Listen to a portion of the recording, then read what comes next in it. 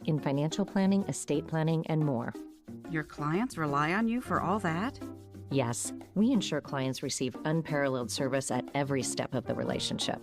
Okay, but you still sell commission-based products, right? No, because we believe that's a conflict of interest. We prioritize service over sales goals.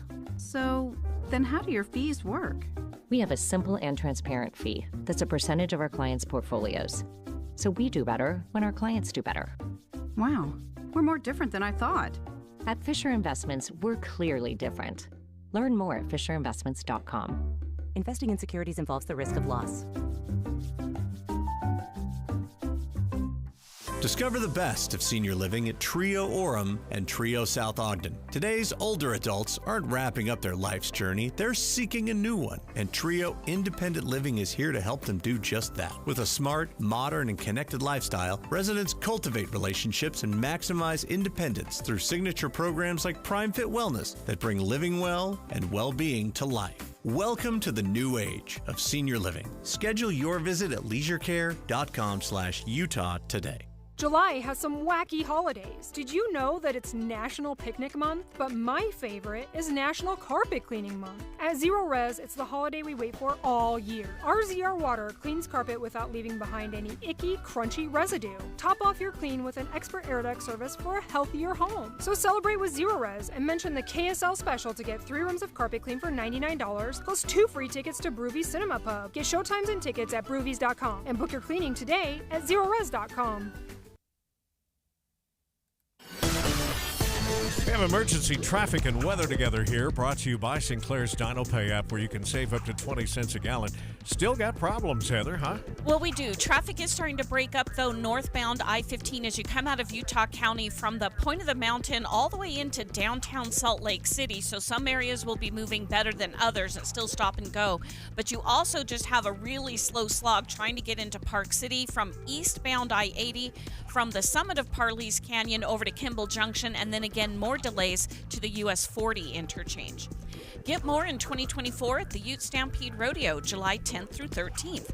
90 years of family entertainment, carnival, flying cowboys, live music, and extreme bulls, July 10th. Package pricing, visit UteStampedeRodeo.com. Heather Kelly in the KSL Traffic Center. Well, that heat wave almost here. Not that you couldn't tell already, but today's high, 99 before we hit the triple digits. 104 Wednesday, 106 Thursday.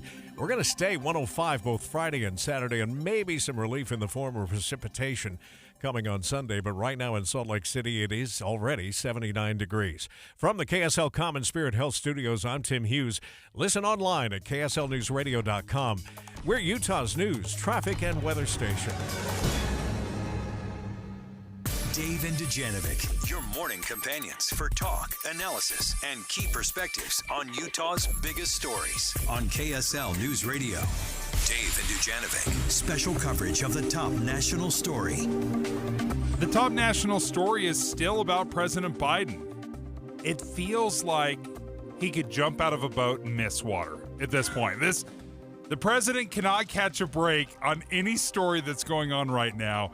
When the New York Times just released this headline, a Parkinson's expert visited the White House 8 times in 8 months. This is totally normal.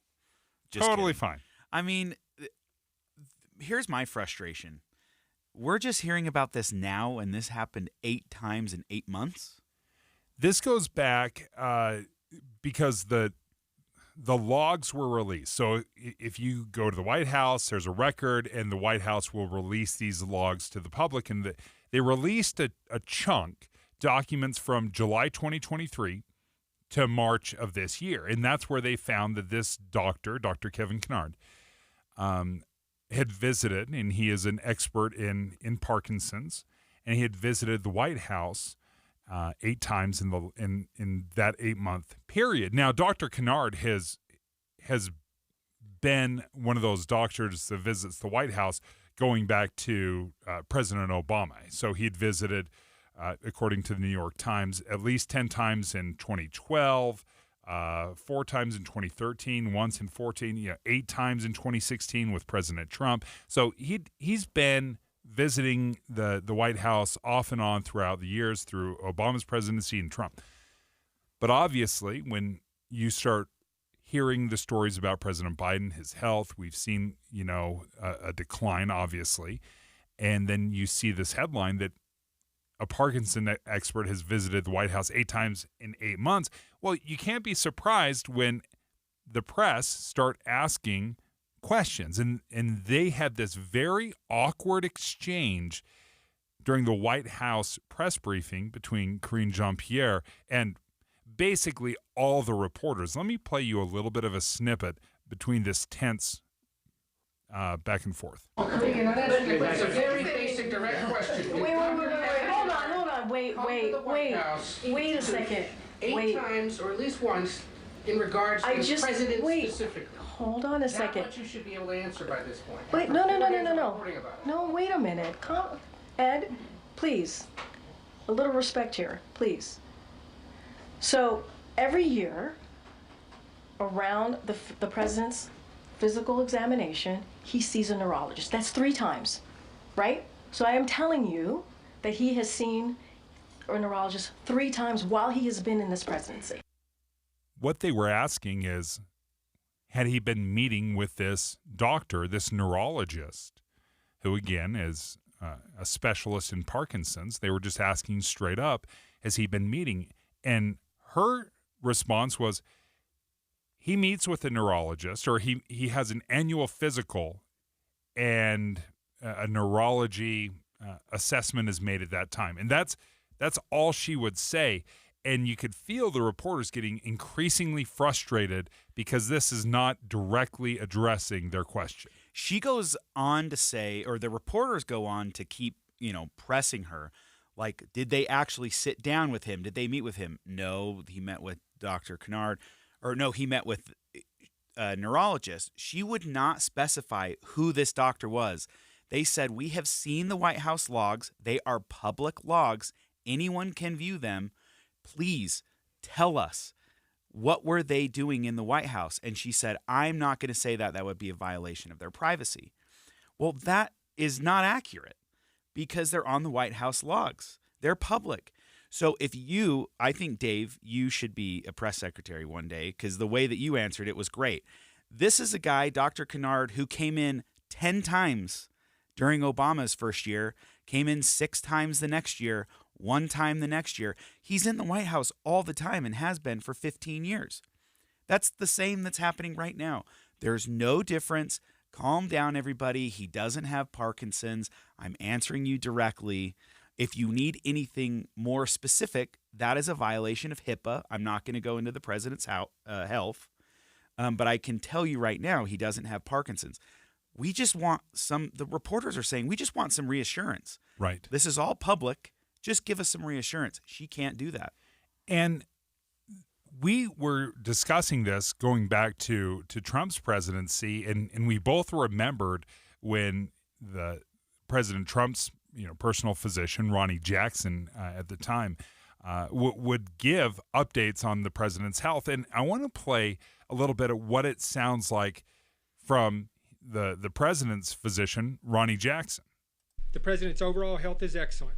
His cardiac performance during his physical exam was very good. He continues to enjoy the significant long-term cardiac and overall health benefits that come from a lifetime of abstinence from tobacco and alcohol. We discussed diet, exercise, and weight loss. He would benefit from a diet that is lower in fat and carbohydrates and from a routine exercise regimen. He has a history of elevated cholesterol and is currently on a low dose of Crestor.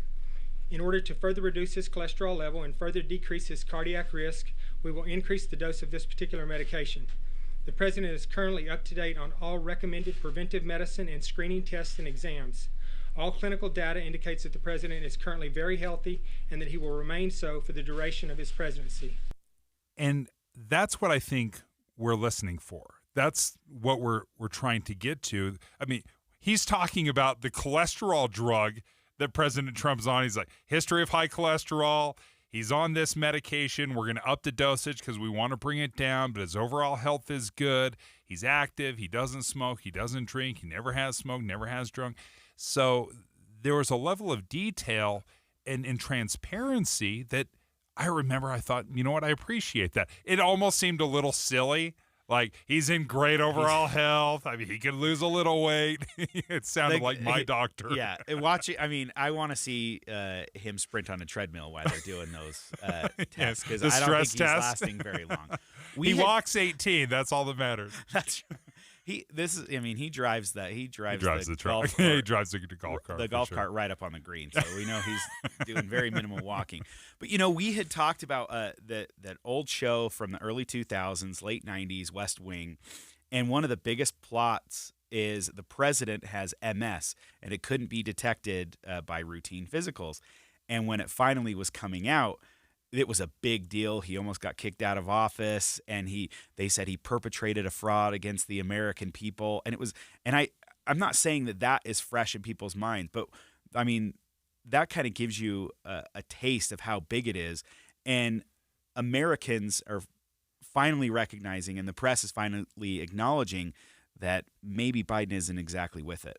When we come back, what's happening next with President Biden and the frustration he has, and he's starting to show and fight back about the calls for him to step down.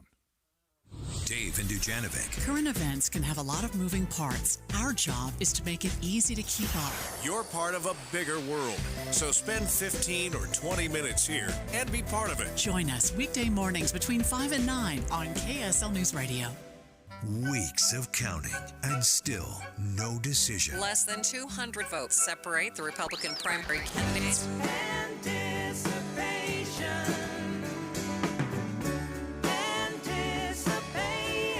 We're tracking the razor-thin race for Congressional District 2. Incumbent Celeste Malloy and challenger Colby Jenkins. We won't make you wait for the decision. Get the breaking news this week on KSL News Radio. Hi, this is Doug Wright, the other night D&I. On opening night, by the way, we had the chance to see The Nutty Professor, which is playing right now at Hale Center Theater. By the way, it continues on through August 17th. This was so much fun. For those of us who love the old Jerry Lewis movie, boy, it has ties to that. And the music of Marvin Hamlish is incredible. And the way it's staged at Hale Center Theater is simply a delight. Do not miss your chance to see The Nutty Professor. It's on the stage right now. And of course, The Time Machine is also showing. That will continue through July 20th. And it too is so wonderful. There is always something amazing awaiting you on the stages at Hale Center Theater. The Addams Family coming up in August. We've got The Magician's Elephant. And of course, the classic Beauty and the Beast. Get your tickets now. Simply go to hct.org. And by the way, for current season ticket holders, it's time to renew now at Hale Center Theater. When it's hot like this, air conditioners struggle to keep up. Parts are under more stress, and sometimes those parts fail.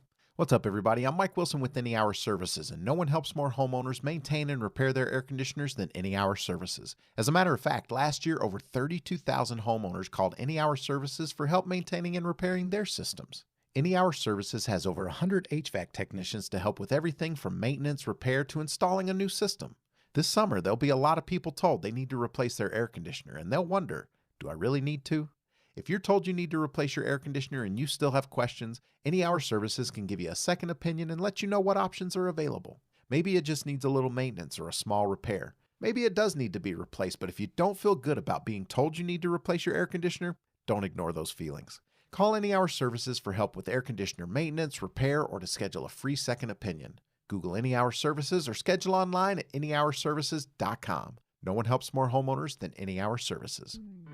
IVC is celebrating 20 years providing quality service in Utah. You've probably heard their saying by now, life starts when the pain stops.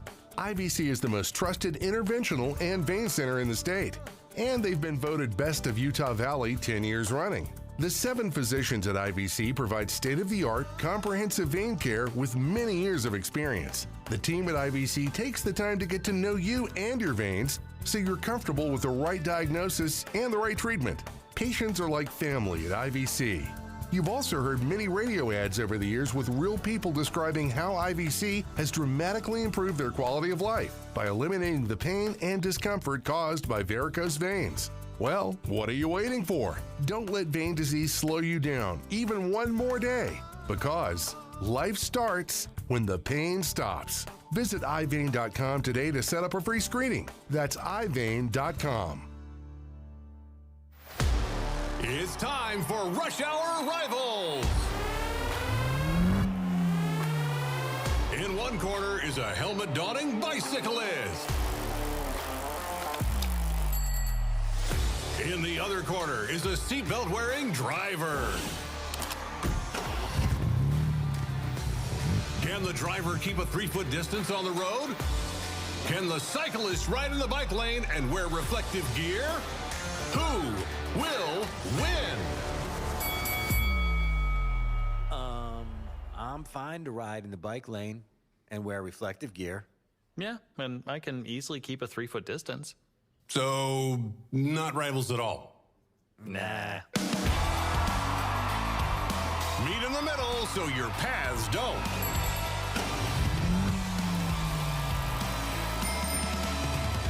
A message from the Utah Department of Public Safety.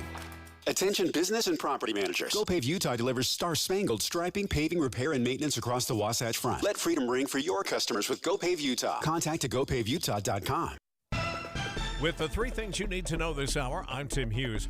First, we could know as soon as this afternoon whether there will be a recount in the race between Congresswoman Celeste Malloy and Colby Jenkins. Second, a new division under the Utah Department of Commerce designed to regulate and research artificial intelligence has officially launched. And third, heat records across the West have been broken in the latest heat wave. And here in Utah, Salt Lake City's record of 107 could be broken by the end of the week.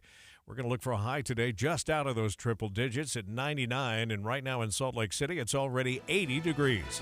Now back to Dave and Dujanovic on KSL News Radio. Dave and Dujanovic.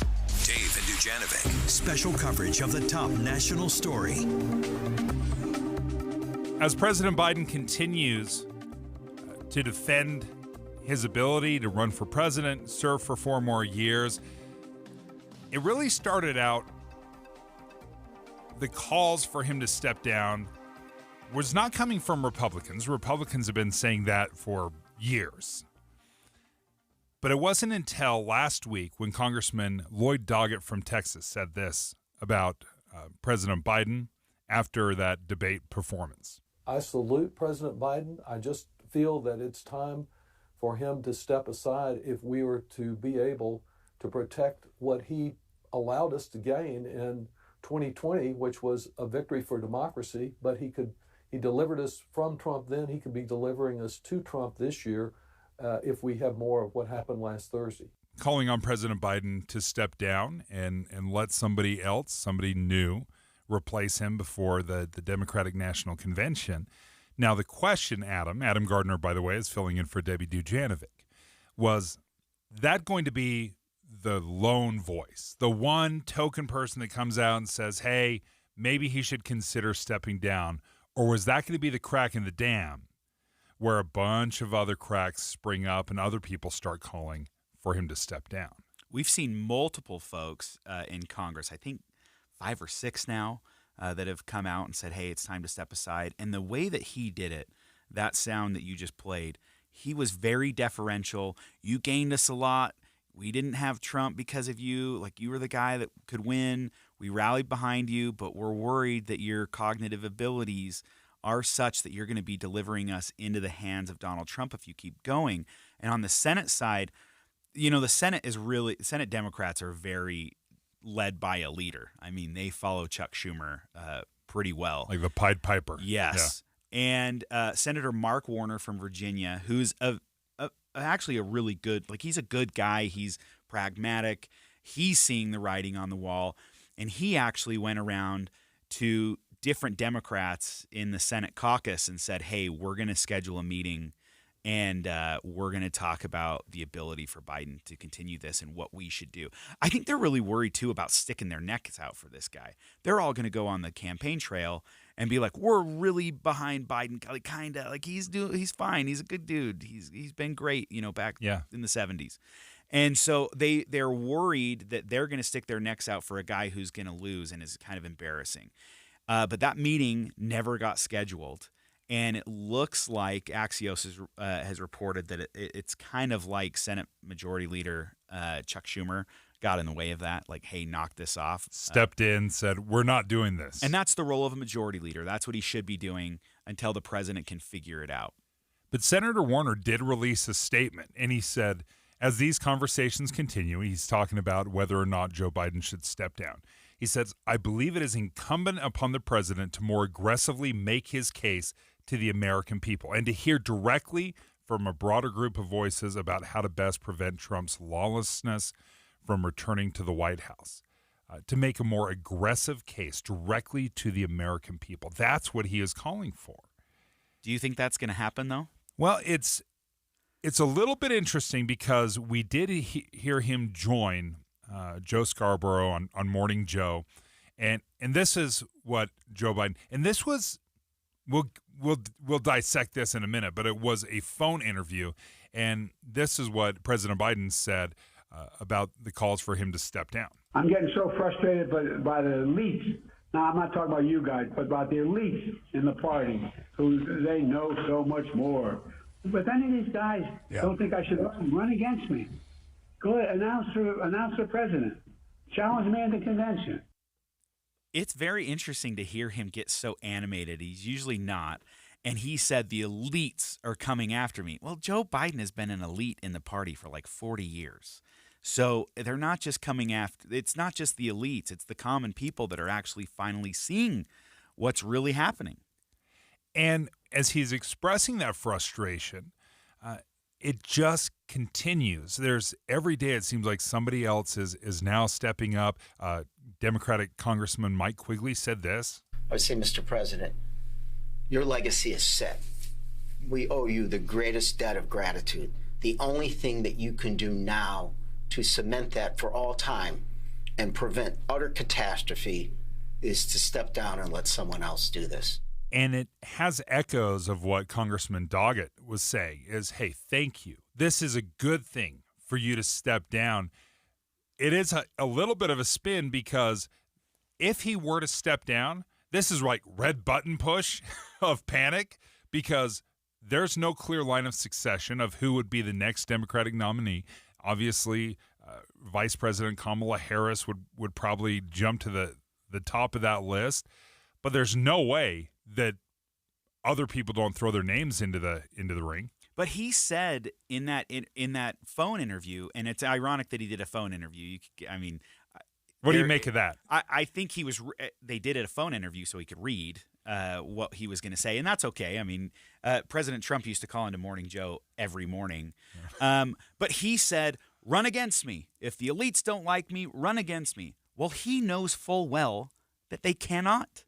There is no path for a Democrat to challenge President Biden. And my feeling is because he's won the primaries, the delegates are already pledged. That's exactly right. So the delegates are already set to vote for Biden. And if we're being honest, if this is a vote for democracy, which is what they told us 4 years ago, you have to vote for democracy, and that line actually worked. He beat President Trump.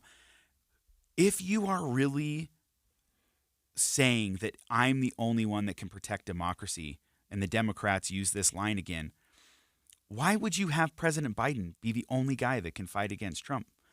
We showed in the debate that he is not up to that task.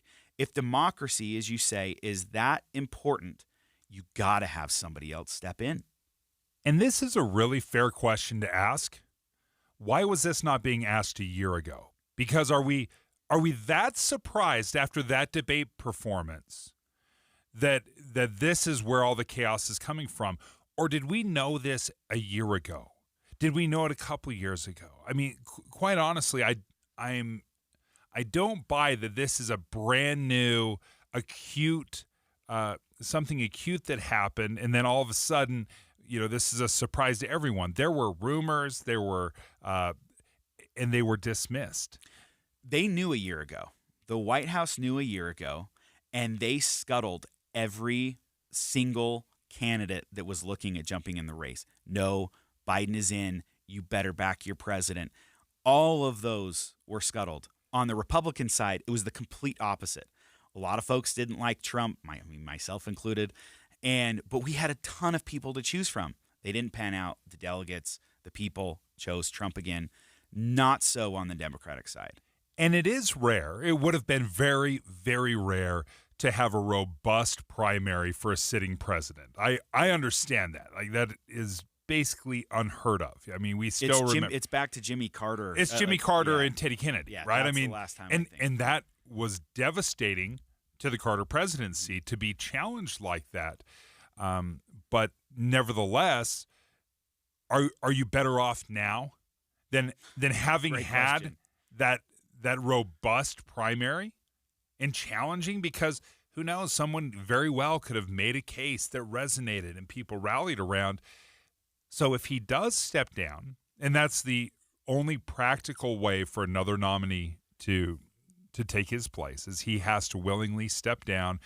And then what happens is the delegates basically become unpledged, and then during the Democratic National Convention, then they can throw their support behind whoever they want. It's a little bit of the Wild Wild West. Which is so fun to watch. It's going to be so fun to watch. And Greg Skordas said on our show yesterday, he said, my guess is that if he's going to drop out, I'm not saying he will, but if he's going to drop out, he's going to do it at the last second. So there would be only the candidate he really wants to take his place has enough time to put the delegates together. It will be fascinating to watch this unfold. We will continue to follow this as closely as possible. Up next, today, it's the last day. This is when the votes finally get counted, and it is done. We still don't know who's going to be the winner of the congressional race in CD2 between Celeste Malloy and Colby Jenkins. We'll give you the latest about the drama happening down in southern Utah. 9:30 at KSL News Radio. I'm Tim Hughes. Here are our top local stories this hour. Utah's two largest active wildfires have continued to grow overnight. Officials say hot and dry conditions helped the Silver King fire in Paiute County grow to more than 11,200 acres. The Deer Springs fire, meantime, in Kane County has surpassed it, now sitting at 11,800 acres. Both of those fires are 0% contained. A new division under the Utah Department of Commerce is the first of its kind, created to regulate artificial intelligence in Utah. KSL News Radio's Claire Scott has the details. This new office is a direct result from a bill passed this legislative session, creating a government entity focused on regulating new AI tech, researching foreign policies, clarifying the law, and making recommendations to the legislature. The Office of Artificial Intelligence Policy launched yesterday and will be headed by Dr. Zachary Boyd, a former academic in AI research from BYU. The Department of Commerce says that many states have already reached out looking to copy what we've done. Now our top national story this hour from ABC News. Fewer people are buying electric cars, even though President Biden is ramping up EV and plug-in hybrid production to cut down emissions. Only 18% of adults say they're very likely to buy an EV as their next car. That's according to a new study from AAA. Your money at this moment. The markets are mixed. The Dow, the only one in the red. It's off about 96 points, which is a little more than 0.25%. The S&P is up 5, and the NASDAQ this hour is up by 26 points. It is hot, and unfortunately, we don't have any good news if you don't like hot weather, because it's just going to get hotter by the weekend. We'll check it next. KSL News Time, 9:32. It's a priority for us at this station to bring you all sides of a story and to talk about the news fairly, completely. Get all the facts and be really aware. Utah's Morning News with us, Tim and Amanda. Weekday mornings 5 to 9 on KSL News Radio. If you're a sports fan, you need to be at the biggest sports fanatic event ever created, Ultimate Sports Bash.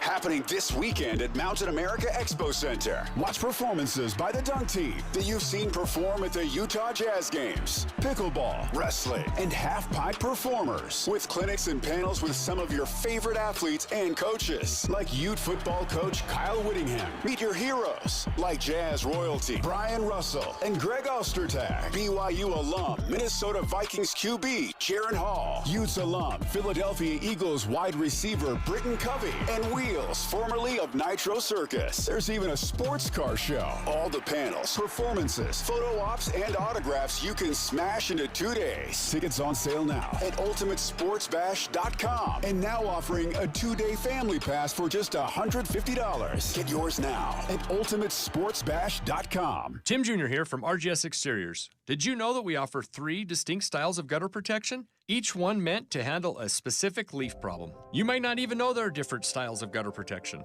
but there are. And if you pick the wrong one, it could be a huge waste of money. Now, the big gutter guard companies won't tell you this. They try to sell you a one-size-fits-all gutter guard. And it could be completely wrong for the amount and types of trees and leaves you have. Not RGS Exteriors. We understand which kind of leaf problem needs which kind of gutter guard. We'll do an in-depth evaluation to assess the types, locations, and numbers of trees in your yard. Based on that data, we match your home to the right gutter guard. So don't risk wasting money on the wrong gutter protection. For a free evaluation and estimate, call RGS Exteriors at 801-280-3110 or visit rgsexteriors.com. That's 801-280-3110 or rgsexteriors.com. You know, I love it when something just clicks. I carried around way too much weight for way too long. Then everything changed. What clicked? For me, what clicked was Soda Weight Loss. Soda stands for state-of-the-art because it is. It's state-of-the-art, and that is why it clicked for me. Having my own nutritionist and coach every step of the way clicked. Not worrying about counting things or mixing this and that, it clicked. Breaking bad emotional eating habits and replacing them with good, healthy habits that will stay with me forever, it just clicked. You know what else clicked? My belt. I lost 37 pounds in 90 days. As the pounds and inches fell away, my belt started to click. A lot. Who knew that the clicking from my belt would become the sound of my success every day for 2.5 years and counting? I always say that when it comes to your Soda weight loss journey, there's no time to lose, only time to win. So start winning today. Make the decision that will click for you and change every day for the rest of your life. Check it out at Soda Weight Loss, SOTAweightloss.com. Traffic and weather together, brought to you by Sinclair's DinoPay app. Save up to 20 cents a gallon. Sounds like Heather Kelly has called off the emergency dogs here. Traffic is not as backed up as it was even 15 minutes ago. You might still be slightly under the speed limit, though, northbound I-15 between Midvale, Murray, and South Salt Lake. And we definitely have delays eastbound I-80 between the two Park City exits. So after you leave Kimball Junction and as you approach US 40, that's where you're going to see your slowest traffic right now. Once you get onto US 40, looks like things have cleared out from the earlier wrong-way driver that we had. So things are looking a little bit better, but you have some slowing southbound I-15 in Kaysville. Hey, Utah County, Jones Paint and Glass is opening a new location in Payson. Be sure to come to their grand opening celebration on July 27th from 8 to 5. Heather Kelly in the KSL Traffic Center. I have to admit, it sounds a little weird, feels a little weird to say the heat wave is almost here. Haven't we been at 100 degrees for a while now? 99 today, but when you see what's coming, 104, 106, 105, 105, maybe a little break on Sunday with some precipitation and only 101 degrees. Right now in Salt Lake City, it's already 81 downtown. From the KSL Common Spirit Health Studios, I'm Tim Hughes.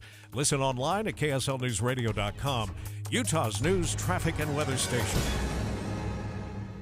Dave and Dujanovic, your morning companions for talk, analysis, and key perspectives on Utah's biggest stories on KSL News Radio. This is brand new information. I had no idea this was happening down in southern Utah. But if you mailed your ballot and you thought it was going to be postmarked on time, it is entirely possible. We know for a fact that there is a problem with when you mailed it and when it gets postmarked down in southern Utah. And the reason this matters is because we are still tracking Congressional District 2's race between Celeste Malloy and Colby Jenkins. And Adam Gardner joins us right now. He's filling in for Debbie Dujanovic. And Adam, this is an incredibly close race. It's still only separated by 314 votes. Celeste Malloy has this very narrow margin. She's held on so far. Today is the last day of the canvass. They've got to certify officially, send all the numbers in for a final count. walk us through what is happening down in southern Utah. Okay. So it gets a little complicated and it's a little weird, but rural Utah does not have a sorting facility close by. Northern Utah does. There's the closest one to us right now to KSL Studios is on 21st South in Redwood. That's a big USPS mail sorting facility. Campaigns traditionally, and I have run congressional campaigns in my life, and it gets to the point where you know when things are going to be postmarked and sent out and sorted because you need mail to hit on certain days. Like you want a mail piece to hit with the person getting their ballot. Okay. You want it to hit right before convention. So there's all these little nuances that go into it. And so there were days where I would take mail that we had prepared or like letters, and I would bang on the door of at 11:50 p.m. So it could get postmarked and sent out the next day of that sorting facility. Southern Utah doesn't have anything like that. Every piece of mail travels a long distance. If you want to send something to St. George, from St. George to Cedar City, first from St. George, it goes to a sorting facility in Las Vegas and then is sorted and postmarked and then sent back up to Cedar City. Wait a minute. Okay, so if I'm in Cedar City and I want to send a piece of mail to St. George, it doesn't go directly from Cedar City to St. George? Correct. It needs to be sorted. It goes sorted to and a postmarked. sorting facility first, and the closest sorting facility is where? In Vegas? In Vegas. So it's traveling from Cedar City to Vegas. That's where your ballot's going. If you're voting in Iron County, your ballot is going to Las Vegas and coming back. So when they send that in the sorting facility and then they send it back, okay, so how does when does this get postmarked? Okay. Because right now in Northern, this is my only experience, how I understand elections to work. Say we vote in person on Tuesday, but if I want to mail my ballot, I do know, and I think most people know, you got to send it Monday, and it's got to be Monday before 8 o'clock if you want it postmarked. Right. So that's not the case in Southern Utah because you don't know that it will get postmarked. You do not know if it's going to get postmarked that day. So it could get postmarked after midnight, which means it's postmarked for the wrong day. State law is very clear that you can only count ballots that have been postmarked on the correct day. So I put my ballot in the mail. It gets shipped to the sorting facility, and that's where it gets postmarked at the sorting facility. So it depends on when they process those letters. And if they process them, say we process half of them today and half of them tomorrow, that's where you're saying you may think that your ballot was processed in time, but it indeed was not. And so we're going to find out from the Iron County clerk today, there were 9,800 votes that kind of got dumped into the county's lap a little late, but 400 of those ballots were postmarked on the wrong day. Do we think those 400, and I sorry to put you on the spot here, I'm just trying to wrap my head around this, those 400 ballots that were postmarked after the deadline, were they indeed sent after the deadline, or could they have just been processed later? There's no way to know. We actually have the Iron County clerk on the line. Oh, do we really? Yeah, we have him right now. Oh, fantastic. So we can ask him that question. He's going to be a lot smarter than me. I can guarantee that. All right. John Whitaker, thank you for joining us, Iron County clerk. Thank you. Adam was walking us through, this is brand new knowledge for me. I didn't realize that there was a sorting facility in Las Vegas. Where are you at right now?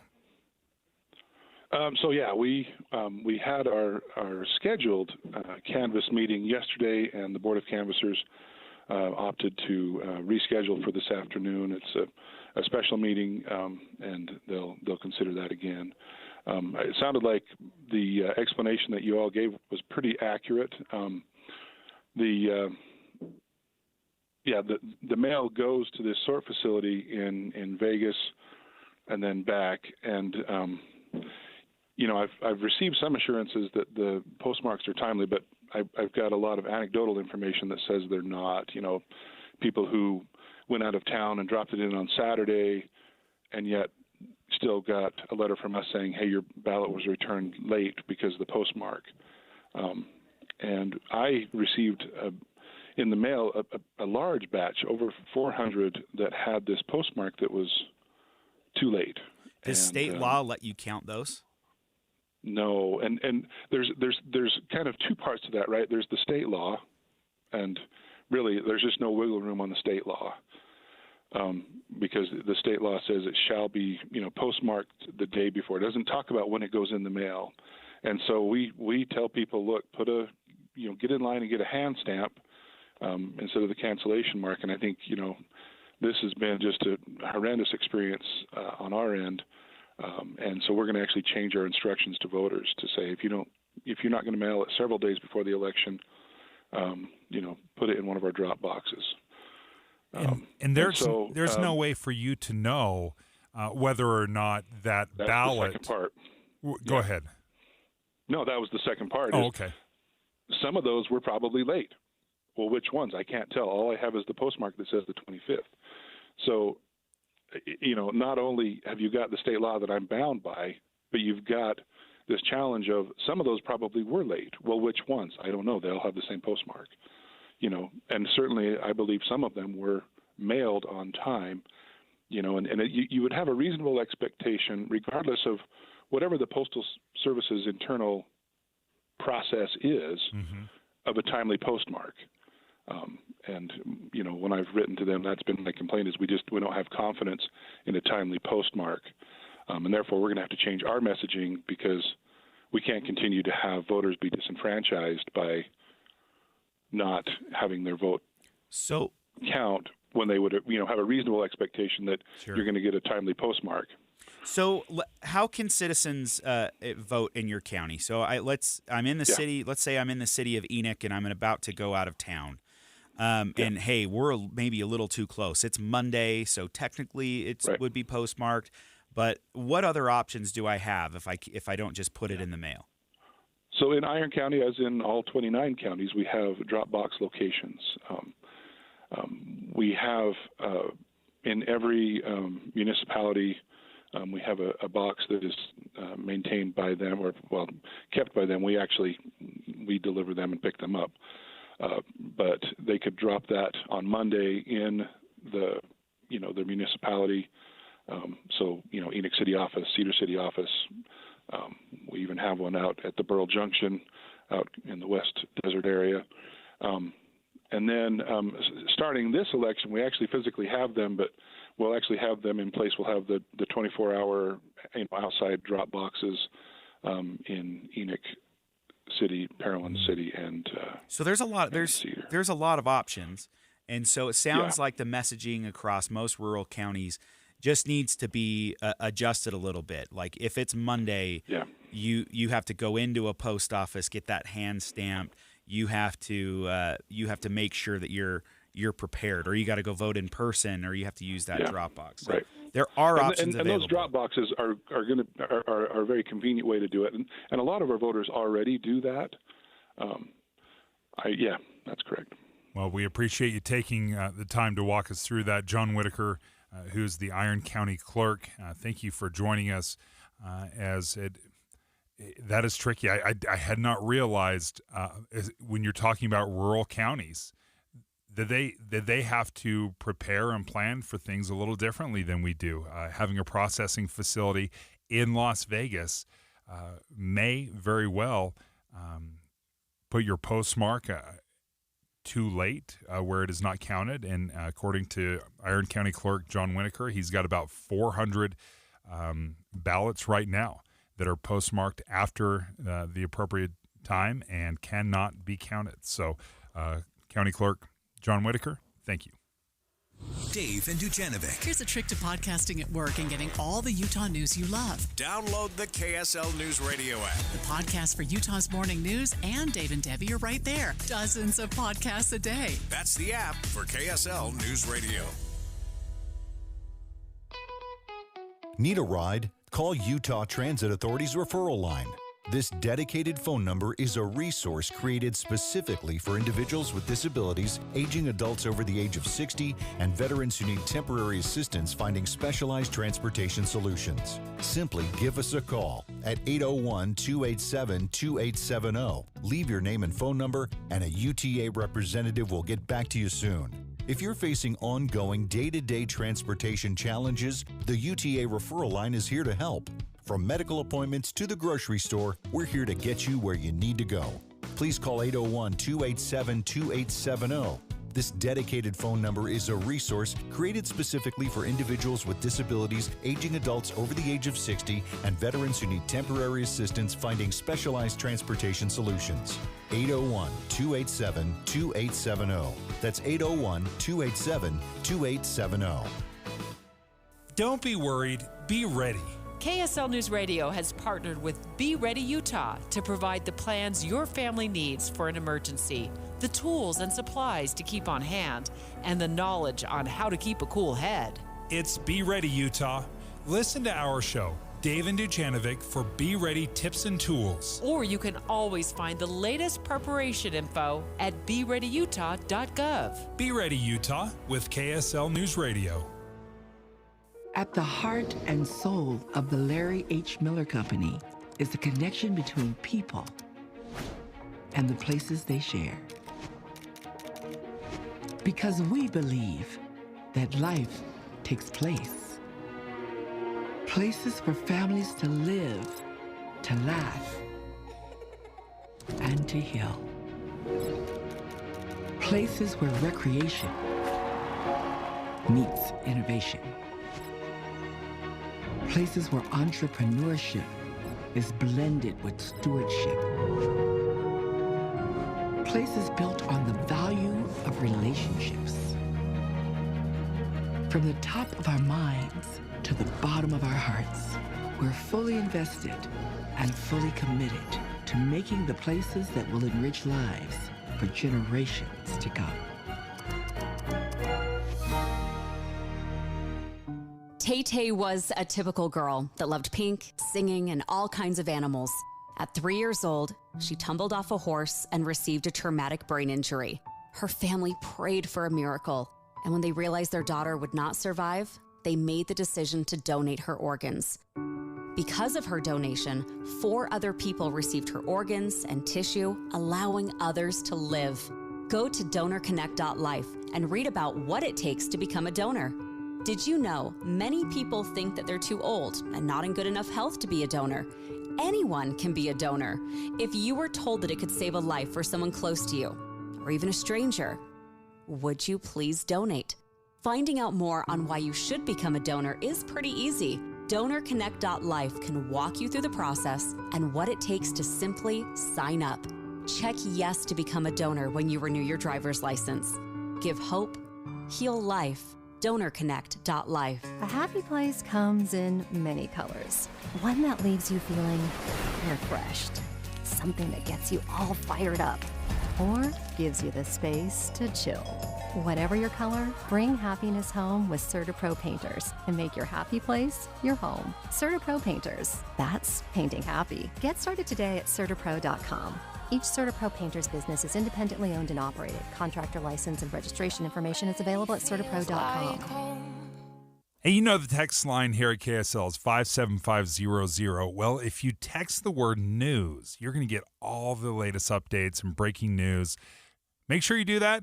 Stay up to date. Text news to 57500. It's complicated. These days, that's how people even describe their relationship status. When it comes to the latest complexities in your car, it's gotten really complicated. The experts at AAMCO undergo the most rigorous training to stay on top of the latest car technologies, so there's nothing we can't fix. Well, except for that complicated relationship. When it comes to that, you're on your own. AA, MCO. Check engine light on? We'll check it for free. Common Spirit Health. Hospitals, clinics, and caregivers all connected to advance healthcare in Colorado, Kansas, and Utah. Healthcare with human kindness is here. Hello, human kindness. The Good Feet Store. With the the life three you things love you need to starts know this here. hour, I'm Tim Hughes. First, the Colby Jenkins campaign for Congress is considering another lawsuit after their first one was struck down by a judge. Second, the Silver King fire in Piute County and the Deer Springs fire in Kane County are both now more than 11,000 acres large with zero containment. And third, at least 7 people are dead and the lights are still off for millions in Texas since Hurricane Beryl made landfall yesterday. It's now a tropical storm that's moving east. We're just going to be hot here. No precipitation in sight. A high today of 99, and right now in Salt Lake City, it's 81. Back to David Dujanovic on KSL News Radio. David Dujanovic. As I'm looking at the November elections, we're still talking about, the Republican primary, trying to figure out who finally won. There's still only 314 votes separating Representative Celeste Malloy and challenger Colby Jenkins. And as I'm looking at the November elections, I see Burgess Owens in 2022 wins with 61% of the vote. John Curtis, 64%. Chris Stewart, 60%. Blake Moore, 67%. They are not close, and they're not even in the ballpark of being close. These are dominant victories. So the question I have for you, Adam Gardner, by the way, filling in for Debbie Dujanovic, host of KSL at Night, political insider. When you look at what's going on in November, those are not competitive districts any longer. In the past, some of these districts have gone back and forth. Ben McAdams, a Democrat, used to, or just not too many years ago, won. But right now, a Republican is going to win, most likely, in all 4 congressional districts, and likely the Senate as well. Is there a chance that the new race, the real and where the money needs to be spent, is not in the general election, but in the primary? Yeah, there's a lot of truth to that. Candidates just don't have a ton of money in primaries. And, I look at Celeste Malloy. She doesn't have this war chest of like a John Curtis who's been in for 7 years. Hers is brand new. She spent all of her money to win in a convention race, a primary, and then in a general election. And once she finishes, a week before she gets sworn in, Colby Jenkins files to run against her.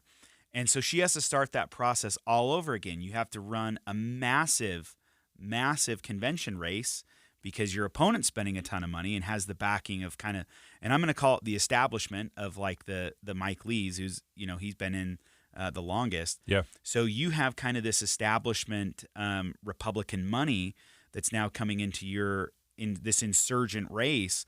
And then you have to pay for a very expensive primary.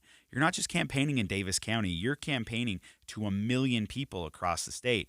And that's very expensive. So over time, especially if Celeste gains a bigger war chest, we're going to see more money coming into these races. So I remember looking at what was happening in New York.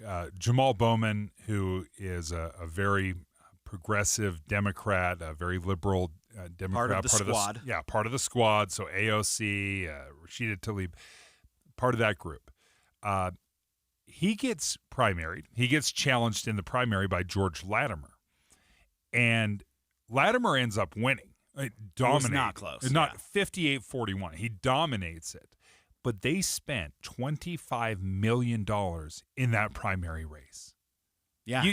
You won't have to pay a fraction of that in the general election because they knew that if I can become the Democratic nominee, the general election is a rubber stamp. I'm going to win that. There's no Republican that's going to win in that district, not even close.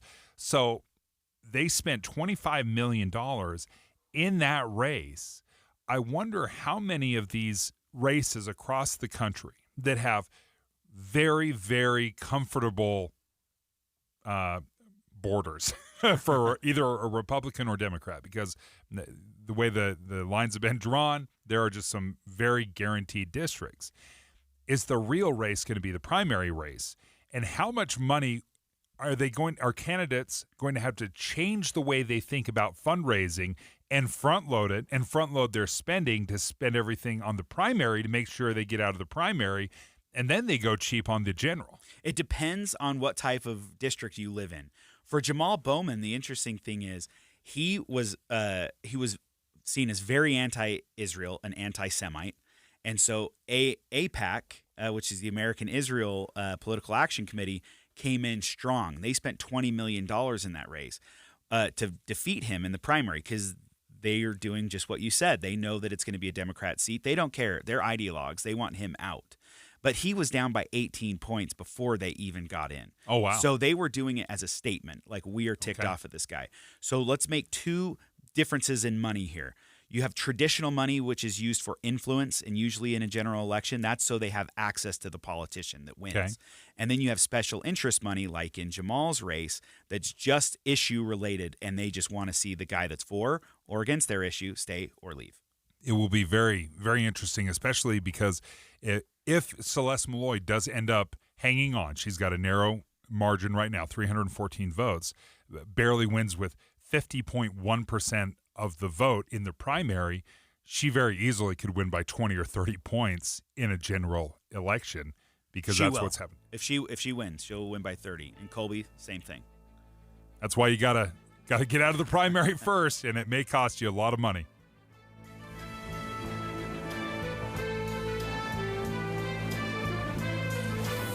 KSL FM Midvale. KSL Salt Lake City. From the KSL Common Spirit Health Studios, we're counting down 15 days until the historic announcement, Salt Lake City 2034.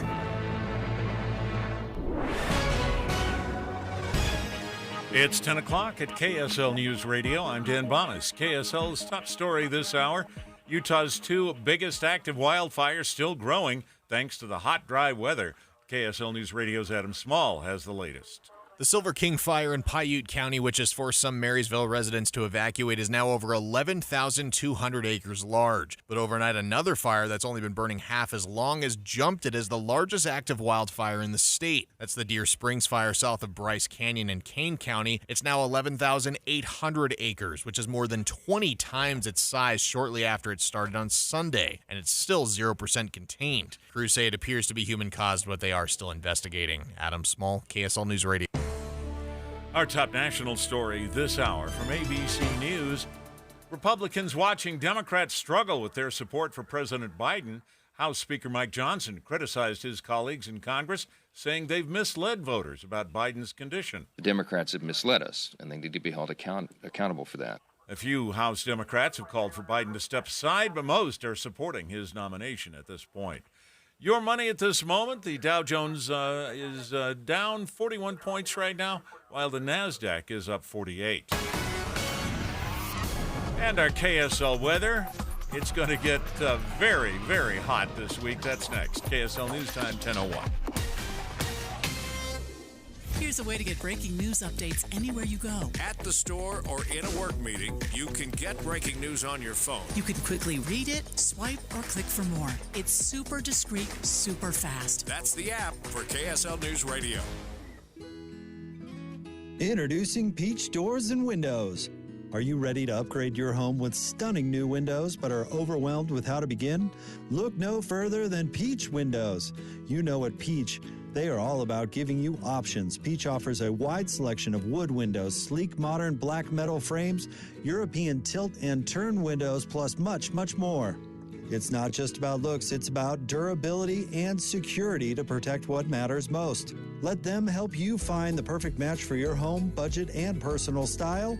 Visit their showroom and see for yourself. No pushy sales tactics, only guidance from their experienced staff. No inflated markups just to offer so-called discounts. See their 5-star reviews where customers rate them on their attention to detail through every step of the sale and installation process. Amazing home transformations begin with windows and doors. Serving Logan to St. George, just Google Peach Building to see for yourself. You wouldn't know it, but most financial advisors are put in a box. I'm Jeff Jr. from Trajan Wealth, and I want to provide you a little insight about financial advisors. Most financial advisors have to sell what their company requires them to sell, and many advisors have to only adhere to what's called a suitability standard. A suitability standard is a limited standard of care, not requiring what's sold to be best, just suitable.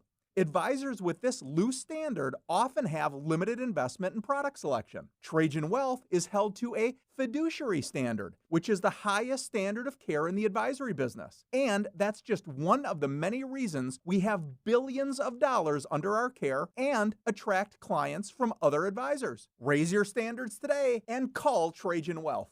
Call 801-899-7600. That's 801-899-7600.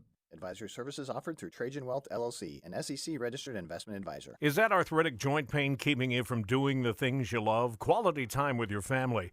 That bone-on-bone pain in your knees, hips, back, or shoulder can stop you from living your best life. But be thankful today that you live in a time when they are finding new ways to treat that pain. There are exciting new cellular therapies that can give you some lasting relief, and QC Kinetics is helping patients like you every day with advanced regenerative medicine. These treatments actually accelerate your own body's healing properties and revitalize your joints so that you can move again.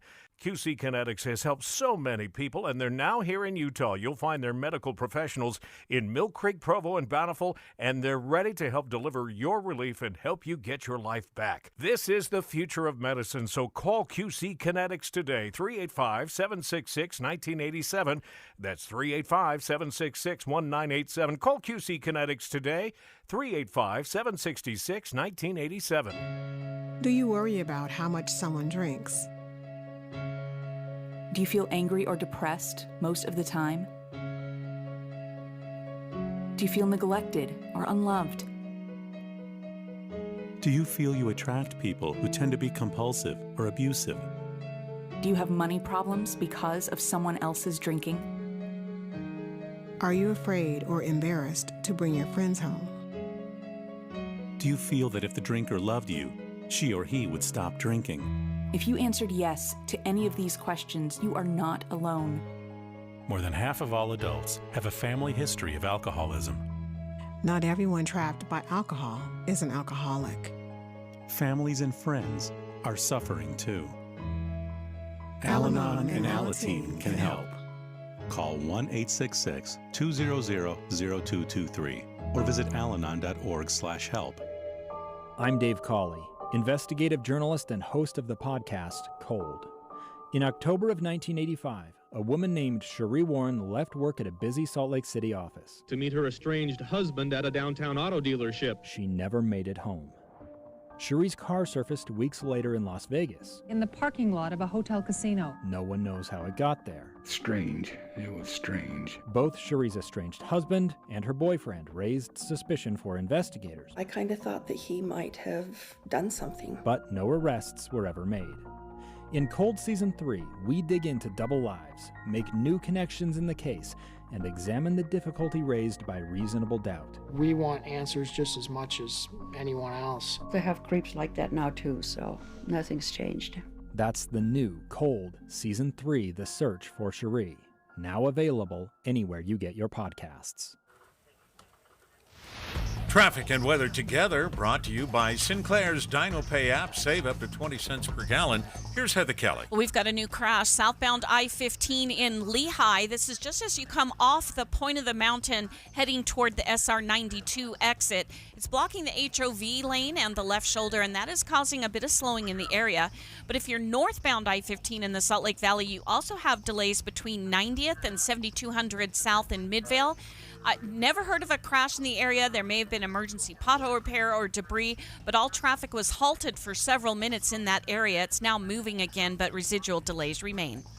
Don't miss the 90th annual Ute Stampede Rodeo with special night of Extreme Bulls. July 10th, more value, explosive entertainment, music, food, and days of fun July 10th through 13th. Visit UteStampedeRodeo.com. Heather Kelly in the KSL Traffic Center.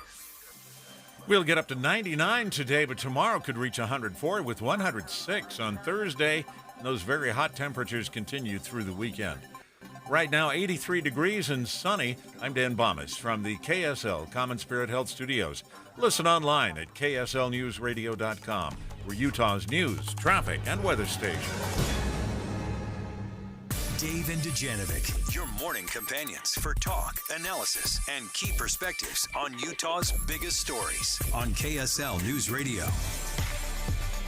We're continuing to track the blaze in the mountains of southern Utah, the Silver King fire. Just outside of Marysvale, if you don't know where Marysvale is, you're probably not alone. Think Beaver and then head east. That's kind of the area of Maryvale where lightning started a wildfire. The Silver King fire, it's about 11,000 acres so far.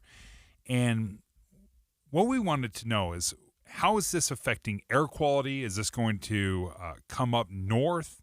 So Matt Johnston joins us right now from the KSL Weather Department. And Matt, what are we seeing right now from that? Right, so a lot of the wind, the steering winds we call them, so winds up at about 10,000 feet, have been out of the north. So it's been drawing most of the smoke into the city of Marysville itself, all the way down to Lake Powell. Even St. George, unfortunately, waking up to smoke this morning.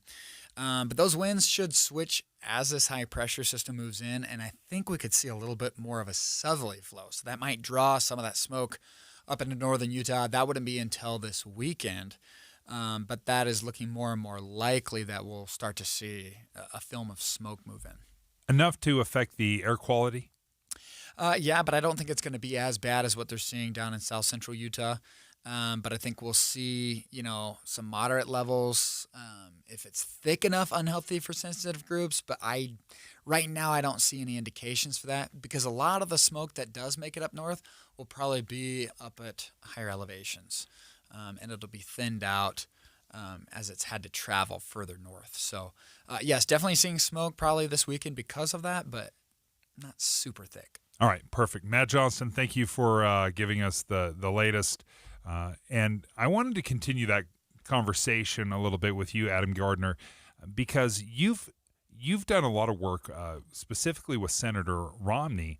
And the reason I bring up Senator Romney and air quality and wildfire work is because he's one of the few members of Congress that has actually come out with a plan and saying, hey, listen, we have wildfires. We spend millions, hundreds of millions of dollars in Utah on wildfires and fighting the wildfires. Can we talk a little bit about the work you did with Senator Romney and his plan and the vision to address wildfires in Utah?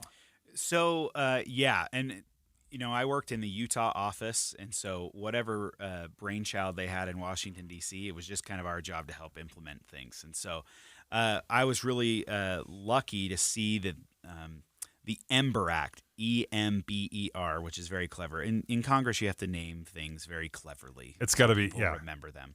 So it's better than McCain-Feingold Act, So the EMBER Act, which was sponsored a few years ago by Senator Romney and passed, it's the Enhancing Mitigation and Building Effective Resilience Act. And so it was derived from a federal agency report that basically said, hey, we need to change how we mitigate and fight our fires. And what was really important was there was not a huge voice from the West on making recommendations to Congress or agencies on how fires are put out or handled.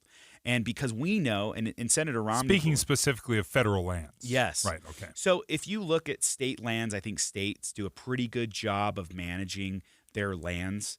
There's always more to do, and it takes a lot of money to do it. But on BLM lands, Forest Service lands, they are not as good at managing because they have such a huge swath. I mean, 70% of the state is federally owned or controlled, so they don't have the resources to fix some of the problems. And even farmers that are grazing on have their cattle grazing on BLM land, they are not allowed to make improvements to that land. They can't bring heavy machinery in to fix a break in a river or a stream. They can't start chopping down trees as a fire break. They can't do any of that. So the feds have to grant permission to do that, and they rarely do because they don't like to give up any of their authority. You also have and typically, if they want to make changes, perhaps they would have to conduct some sort of environmental impacts study. It's a long process. It is not just, hey, we need to thin out this dangerous little part where everything is overgrown. Yeah. It's not as easy as far as practically getting it done and having the money to do it. Well, and you mentioned practically. So practical is kind of the operative word here. And if you remember, there was multiple fires probably 4 years ago in Utah County. Brutal. And Oak Hills took a really bad beating. And the problem is there were some fires that got started and they were on state or county or private property. They were quickly extinguished. It was no problem. Then there was one in Forest Service land. It was started by a campfire. So put out your campfires, people. So it was human caused. Folks were notified, and the county commission and others were saying, hey, Forest Service, you got a fire here. And the Forest Service said, you know what? It's good for fires to burn a little bit. We're going to do a little controlled burn, see where this goes. It got out of control. And so that is what ruins our air, is fires. And when we had the giant Oregon and California fires, California and Oregon do a terrible job managing their state lands and their forests, and so do the feds. And so we saw our air suffer. When we walked out our front porches, we saw orange skies. Yes. And it was because of those folks. And so if the state is doing all these things on air quality, they're passing bills, our air is actually cleaner than it was 100 years ago. Yeah. It's cleaner than it was 20 years ago. We're making all this progress. All of that can be wiped out with these big fires. And trying to get the federal government to have a comprehensive plan of how to attack these and how to prevent and create fire lines, it's just a very onerous process. Yeah. And now we have this commission that was set up by Senator Romney and his bill, and Congressman John Curtis. It was their bill, and we actually have Utahns on this commission now that can let the federal government know what problems the West is having down to a granular level. Is there any way to connect that to the fact that in the last couple of years we've had very mild wildfires, or is that just good luck? I think that's luck, and thank goodness we had a lot of rain. Yeah, it is good luck. The governor was right to have us pray for that because it worked. We needed a lot of rain. We got a lot of rain. It is kind of odd though. When you do have these very big winters, lots of moisture, then you got a lot of growth, and then the growth can cause problems when it dries out in the summer. But thank you to Matt Johnson. Yeah, we do expect a little of this smoke from the fire down in southern Utah to perhaps come up over the weekend, so we could be catching some of those effects. Up next, let's talk about concession speeches. Are they necessary? Jay Evenson with the Deseret News joins us next. Dave and Dujanovic. A lot of us are filling our workdays with podcasts. When you're working, go to KSLNewsRadio.com. Click on Dave and Debbie's podcast and pick a topic and story length. Podcast with Dave and Debbie. Then get to work with KSL News Radio. Just 2 weeks left before the historic announcement. Tim is going to Paris. He'll be live for us on KSL all that week. Get special coverage on the final preparations and decision for Salt Lake City 2034. Listen at 7:30, 8:30, and 10:30 in the morning this week on KSL News Radio. Master Electrical, they've been around since 1954, and they've been your trusted source for all of your electrical needs. Whether it's a recessed lighting or perhaps you got a new electric car and you want an EV charger, they can do that. They do generators. Well, there's some more one-stop shopping with Master Electrical because they've just joined, this is very exciting news, they just joined Mountain Home Services. So what that does is it adds heating and air, plumbing. Again, your HVAC needs are taken care of with Mountain Home Services. They still have this upfront pricing guarantee. So if you ask them to come out, give you a bid, they're going to honor that bid, even if there's, the job ends up being a little bigger or more expensive than they had anticipated. They're going to honor that bid with their upfront pricing guarantee. You're not going to get any of those hidden fees. And then your satisfaction guarantee is 100%. All you have to do is reach out to Mountain Home Services by giving them a call, 801-543-2222. That's 801-543-2222. Or you can check them out online at mountainhomeutah.com.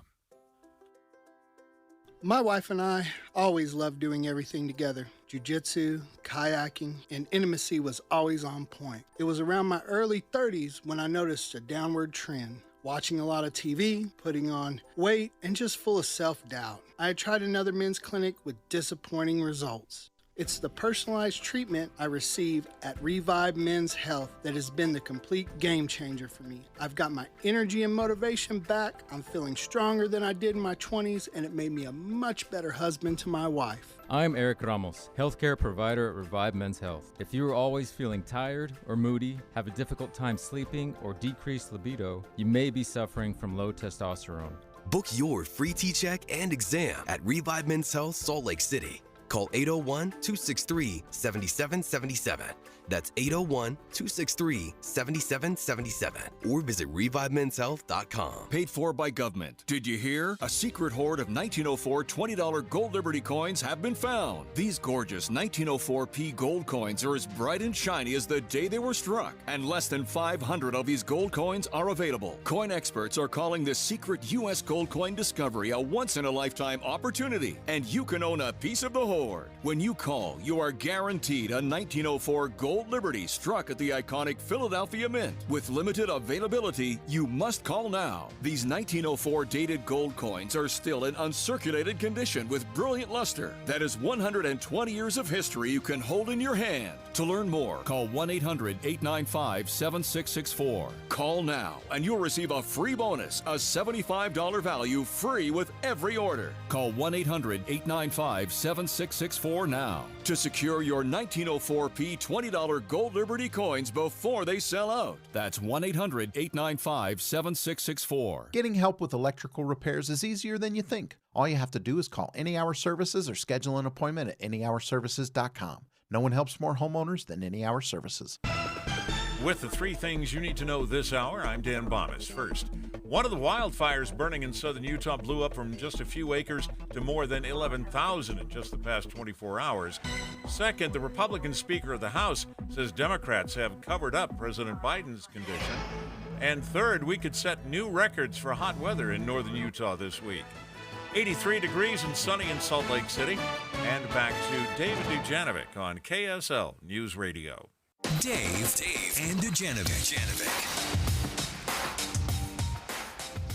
One of the things I love is having access to Jay Evenson, because I've read his work for years and years, but it's so great to actually be able to sit down with him and discuss, because he brings up so many interesting topics. And the one that stood out recently that you wrote, Jay, is the importance of the concession speech. Because it's election season right now, and the Republican primary is just about to be certified, wrapped up today,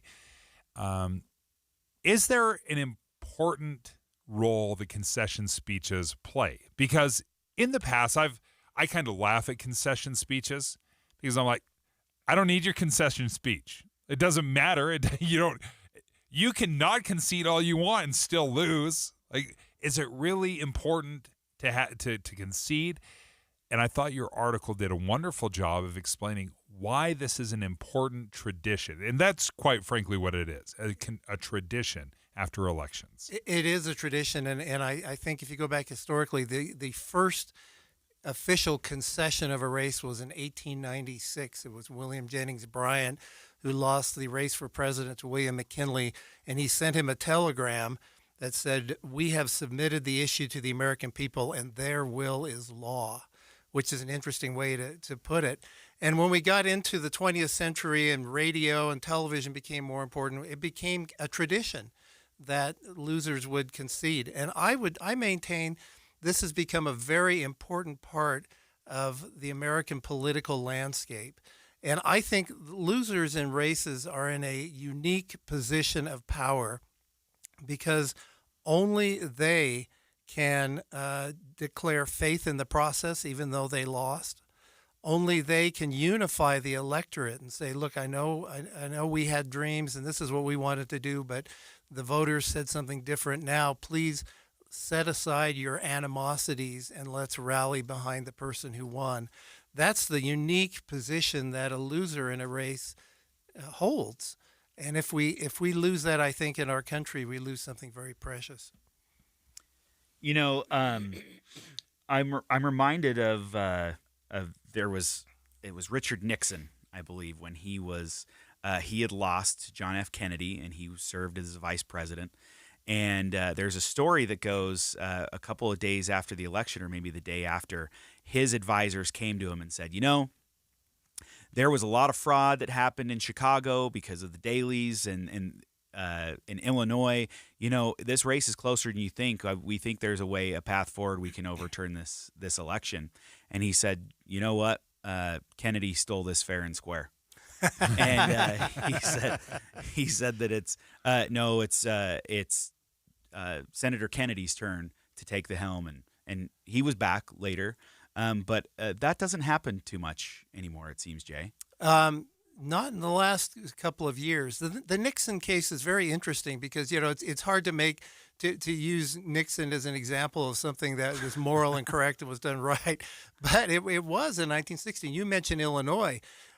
Texas, of course, Lyndon Johnson was John F. Kennedy's running mate.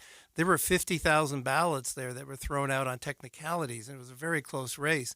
Even John Kennedy supposedly referred to Lyndon Johnson as Landslide Lyndon because he had ways.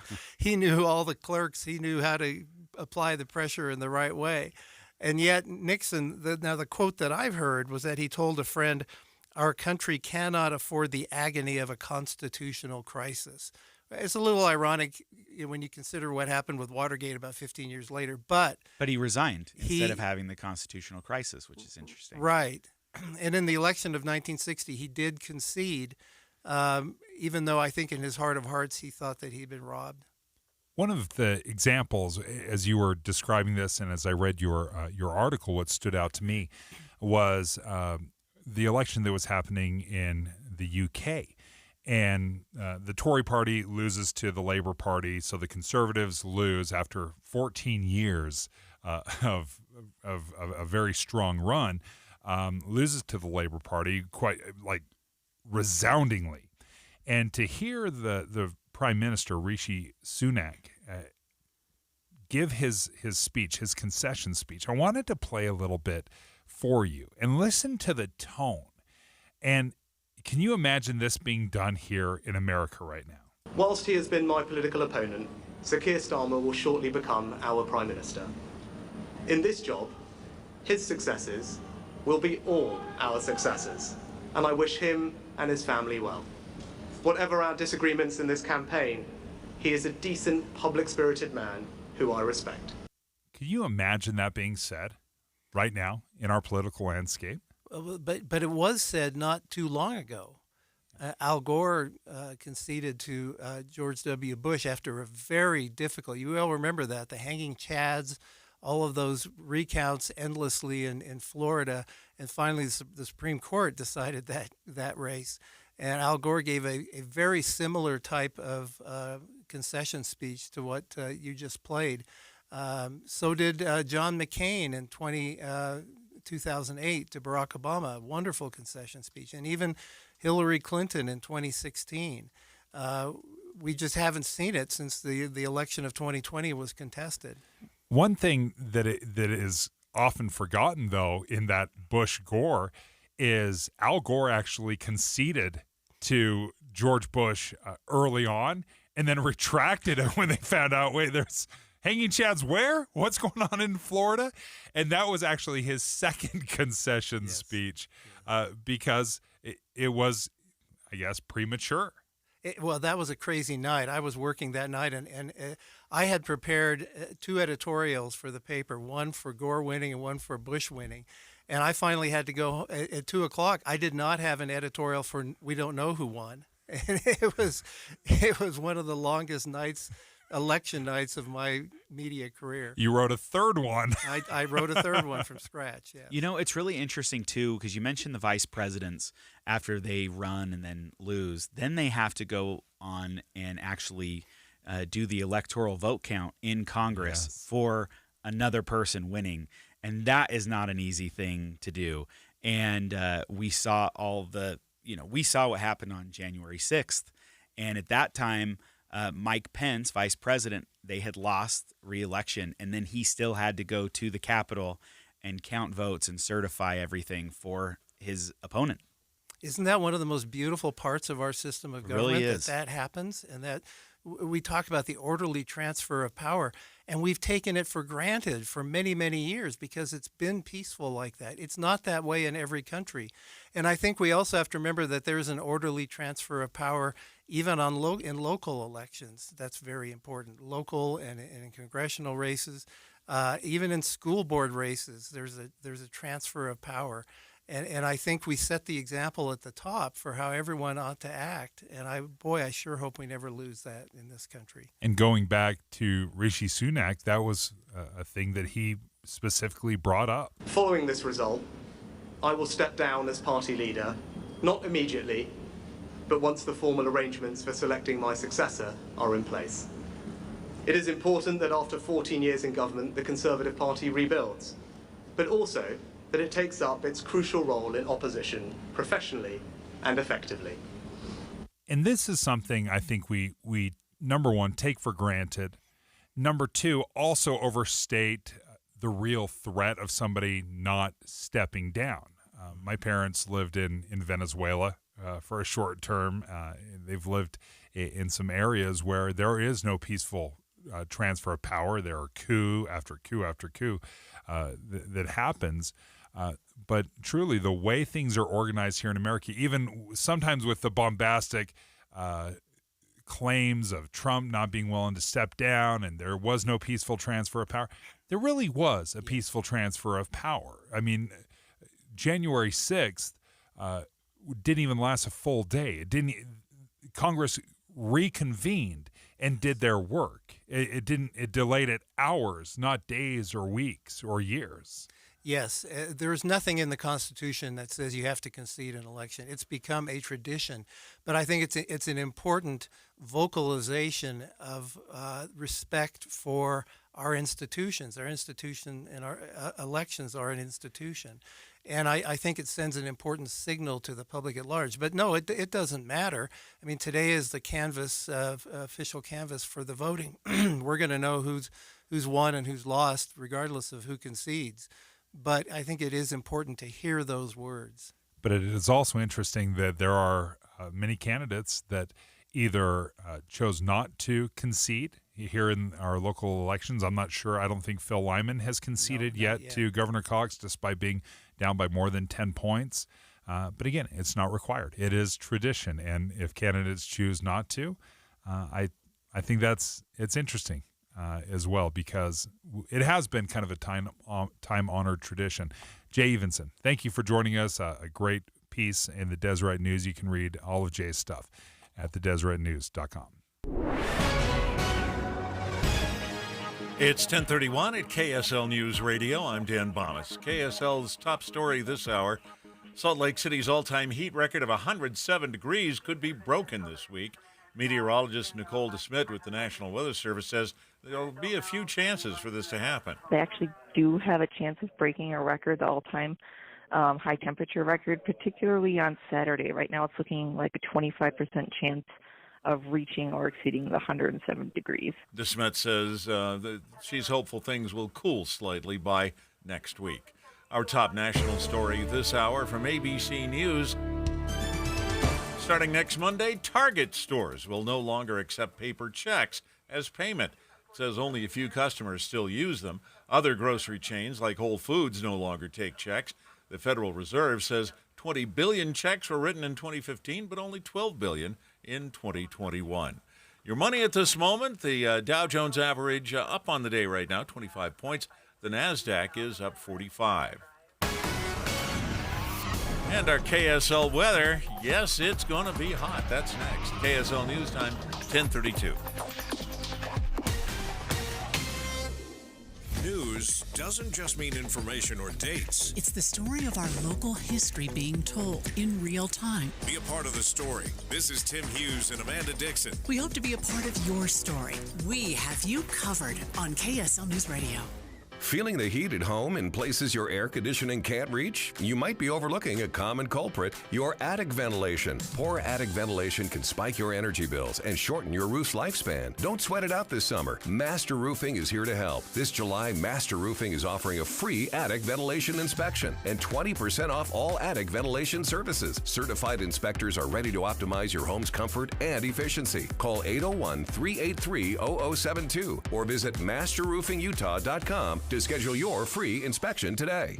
Hey Utah, when it comes to guiding the growth of our state, you buzzed in with your comments, and we listened to what you had to say. Your feedback on the future of Utah's housing, water, transportation, and open space will continue to help our leaders make important policy decisions, preserving and improving our high quality of life in meaningful ways for years to come. So, thanks for speaking up. Learn more about our state's future at guidingourgrowth.utah.gov.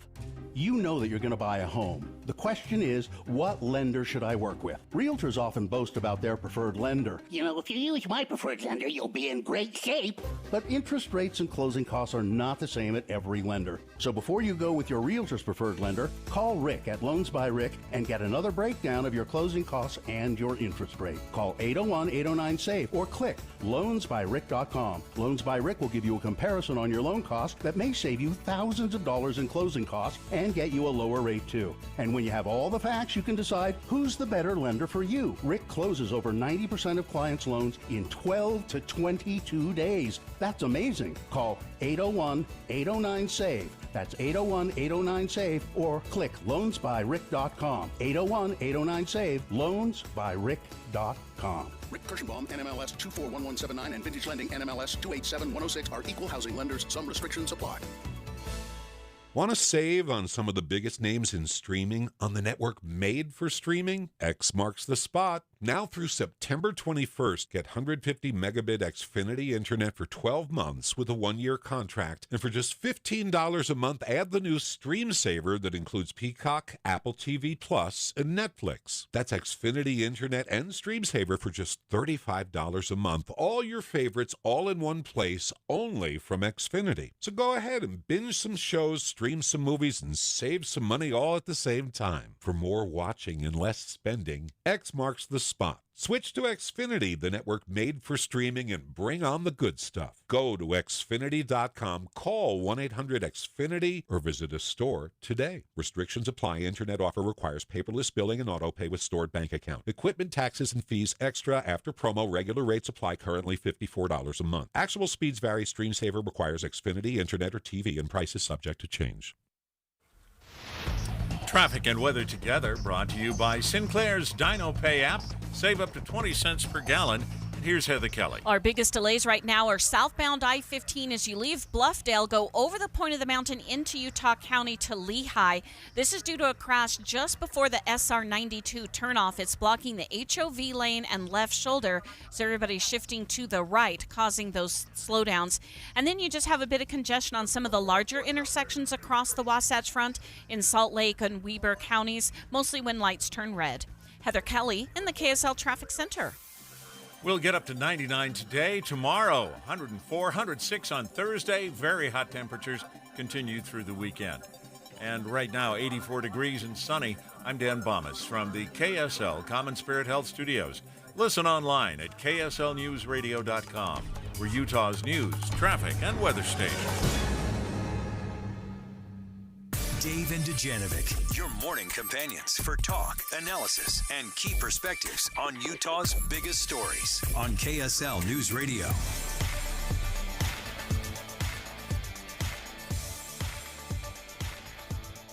Salt Lake City 2034. Special coverage with Dave and Dujanovic.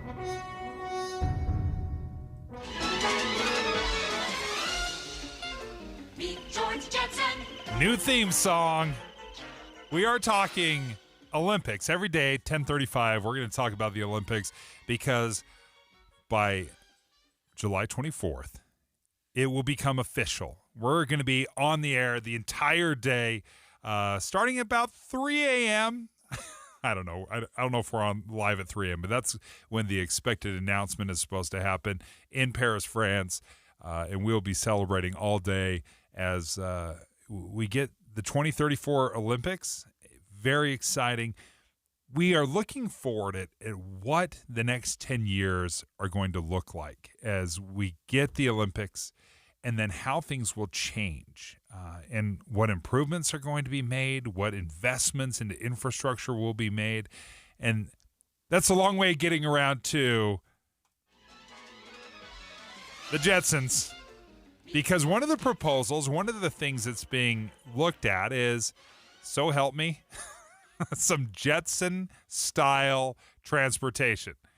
Adam Gardner joins us right now, filling in for Debbie Dujanovic. And I say it almost with a chuckle, but this is a real possibility. You know, you were promised when you were a kid that by 2020 we would have flying cars. And that has Did you not say happened flying yet. cars? All right. And it's about time that some serious conversations are had, because to be honest with you, Dave, the technology is actually there. The FAA is preparing for this. We have drone delivery package services.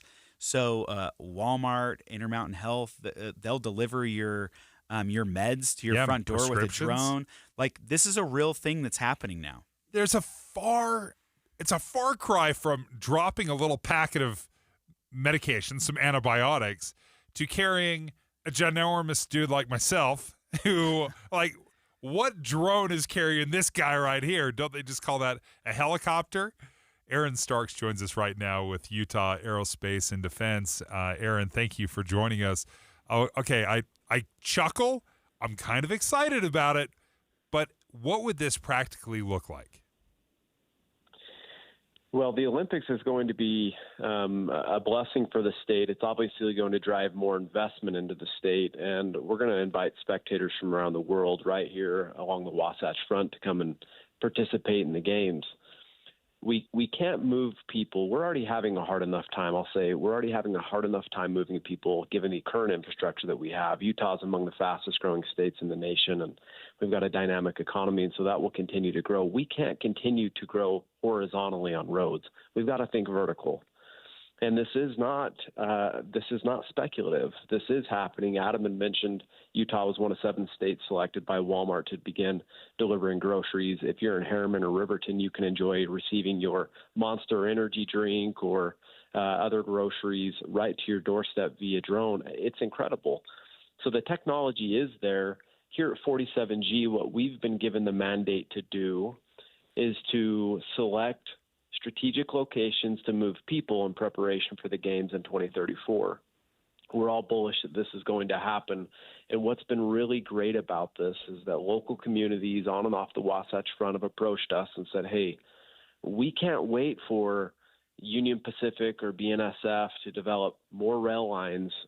We want vertiports because these are electric vertical takeoff and landing air taxis that are better on the environment. It's far less investment, and we can move people around the state with greater ease. And so there's a lot of momentum behind this. We're very excited and appreciate you allowing us to talk about it. Well, and I'll just say that I've worked with Aaron and 47G since its inception and work with them today. And so we've seen how amazing technology has been just over the last couple of years.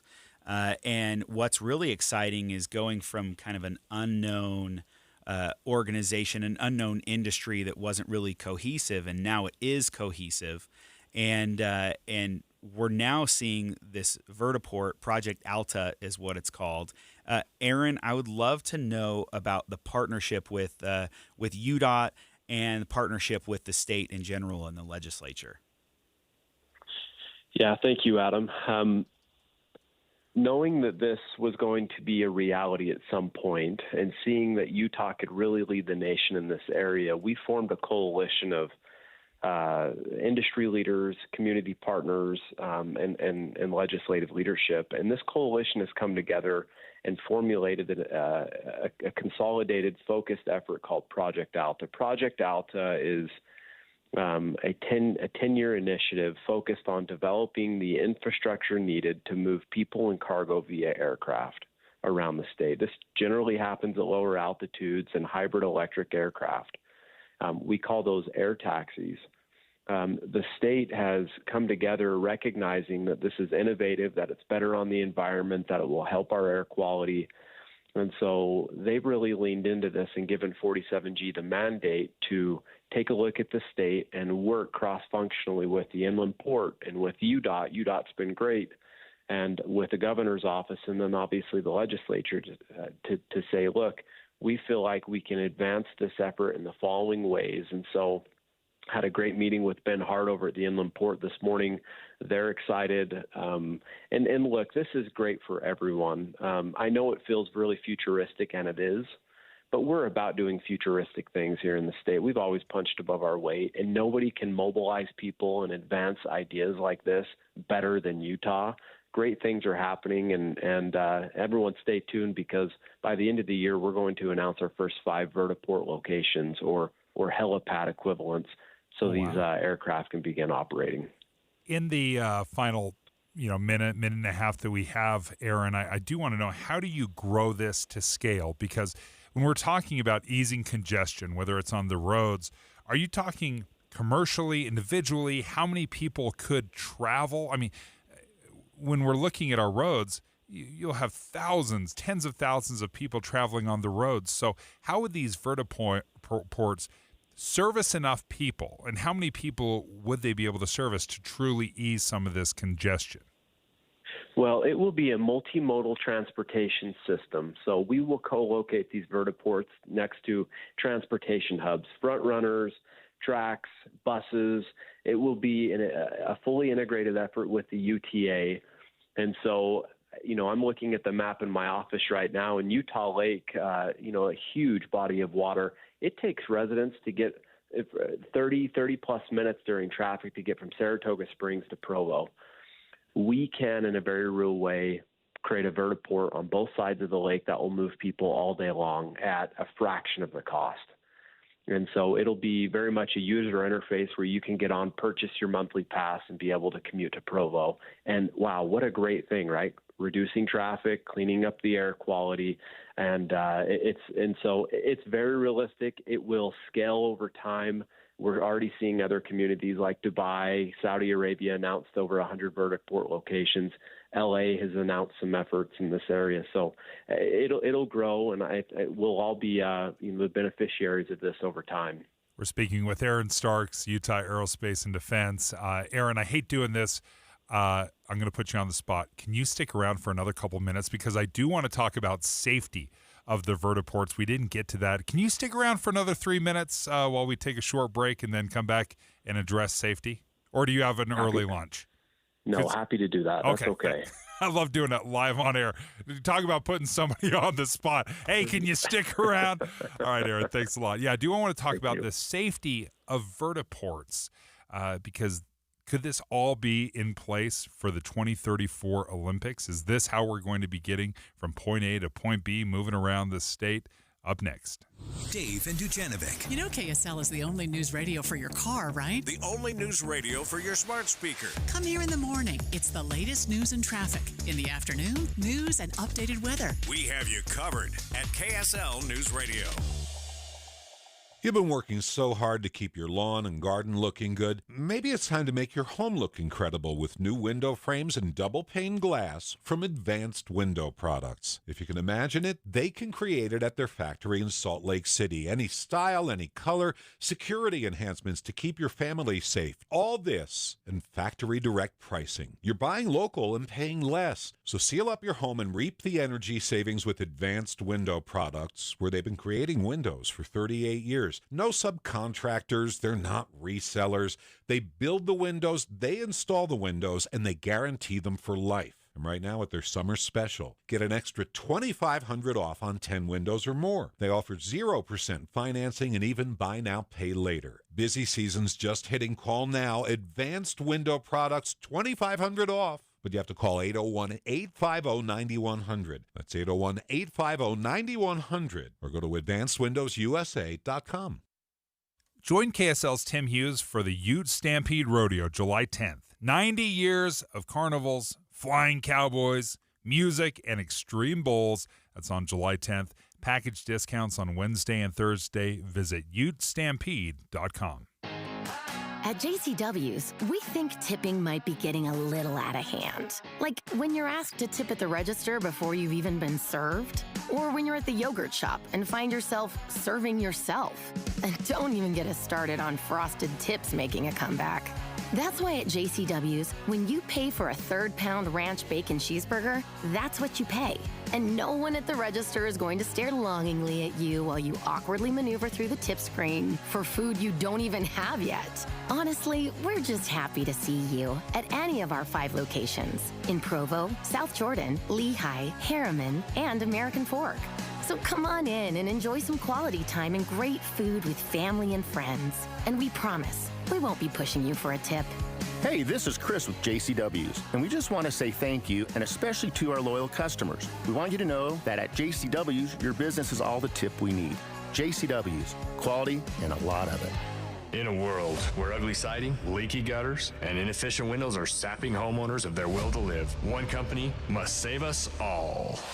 This year, join RGS Exteriors as it embarks on a mission to eliminate outdated home exteriors, one Utah home at a time. Every plank of old, ugly siding must be replaced. Every leaky gutter must be eradicated. Every inefficient, energy-sapping window must be vanquished.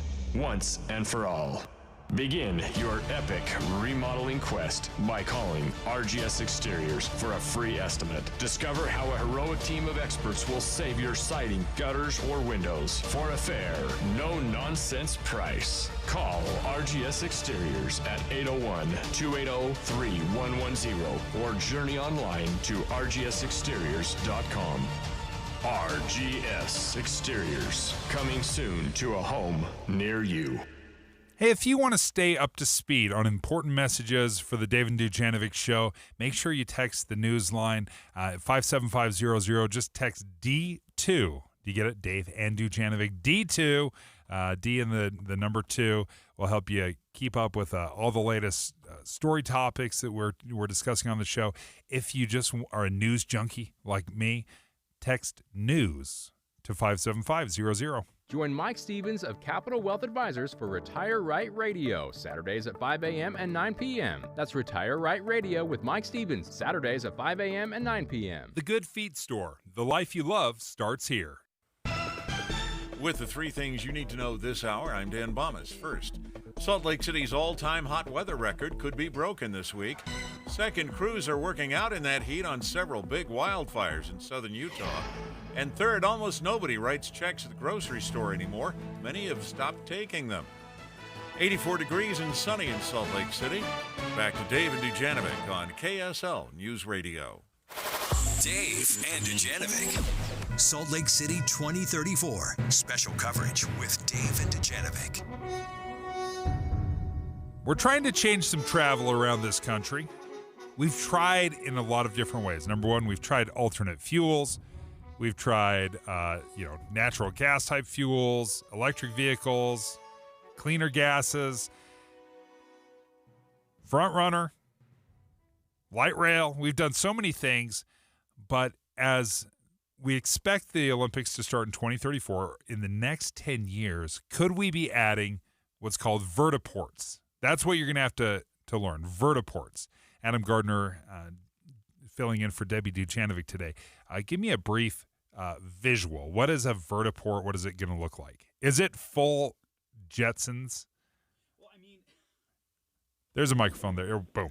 So what's interesting is these are pretty sleek vehicles. What do they look like? Do they look like cars? Do they look like helicopters? No, they look like, to me, they look like mini planes, but they could be, there's a bunch of different options that are going to be out there. So still prototype. Right now, you don't have, all the technology's there, but you don't have governments saying we are going to create, or it's not like a bus service. Okay. Right? So the free market different companies have the technologies, and they're going to be putting together what is the best mode of transportation. So they're going to look different. The technology is going to be a little different.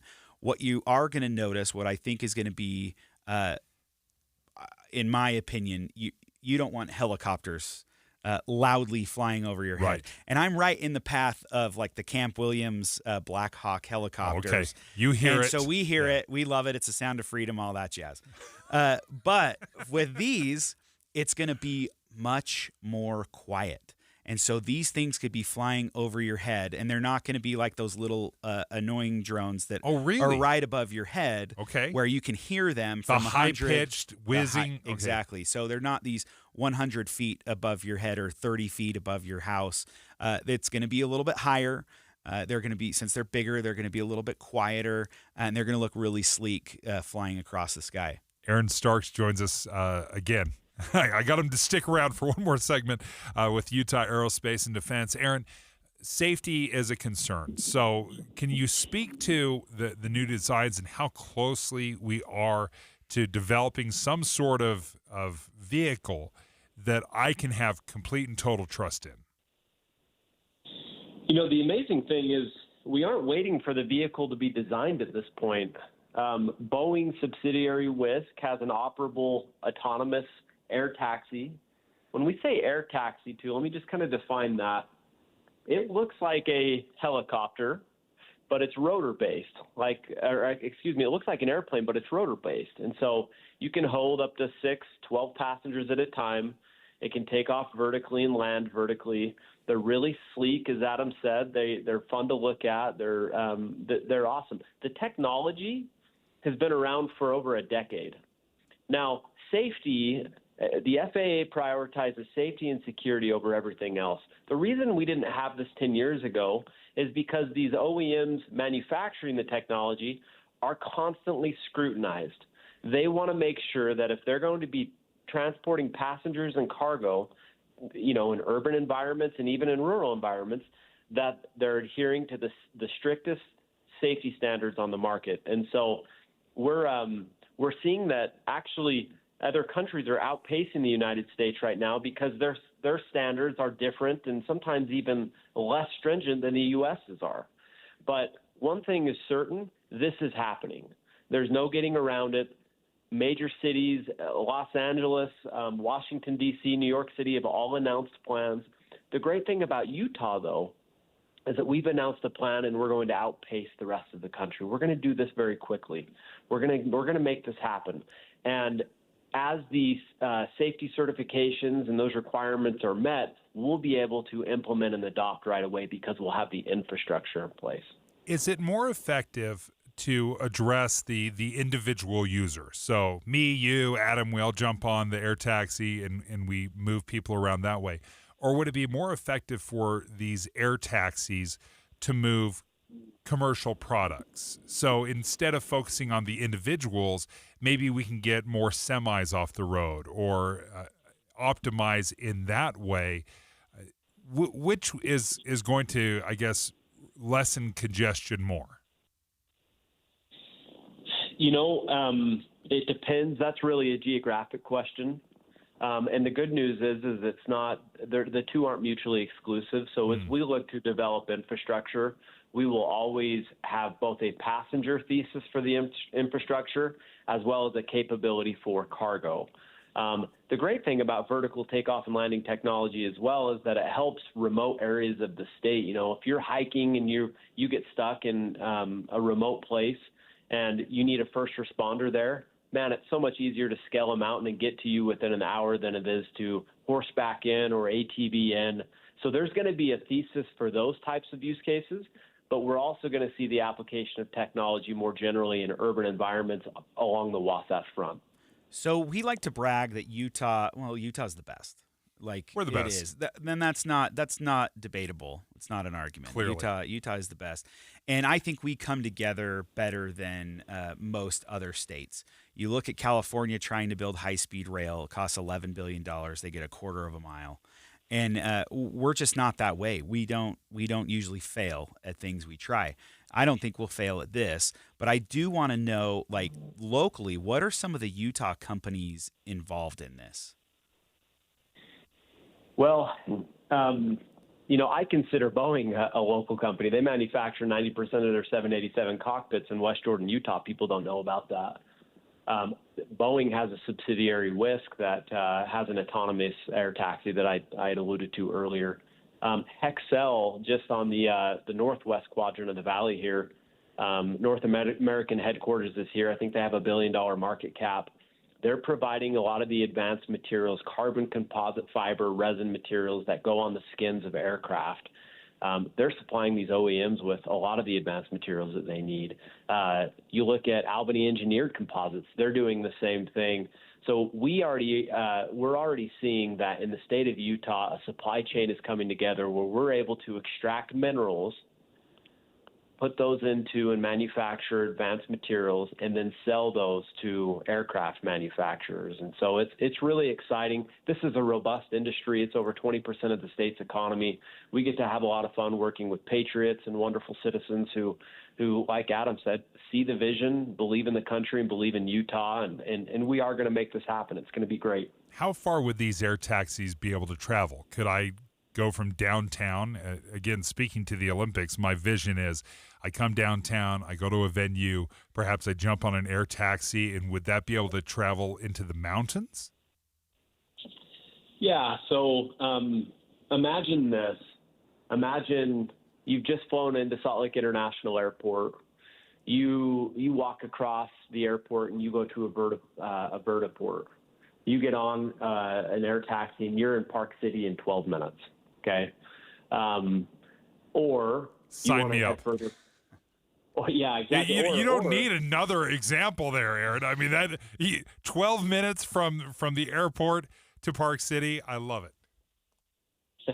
It's exciting, and that's just one route that will be presented. And obviously that coincides with the Olympic effort because we know a lot of spectators are going to be making their way to Park City and other areas of the state. And so, yeah, this is going to greatly improve the efficiency around transportation. Aaron Starks, thanks for joining us, Utah Aerospace and Defense. And Adam, thank you for arranging that. I know you guys work together and have been a part of that for a long time. But yeah, vertiports, sounds like it's happening here in Utah in time for the Olympics.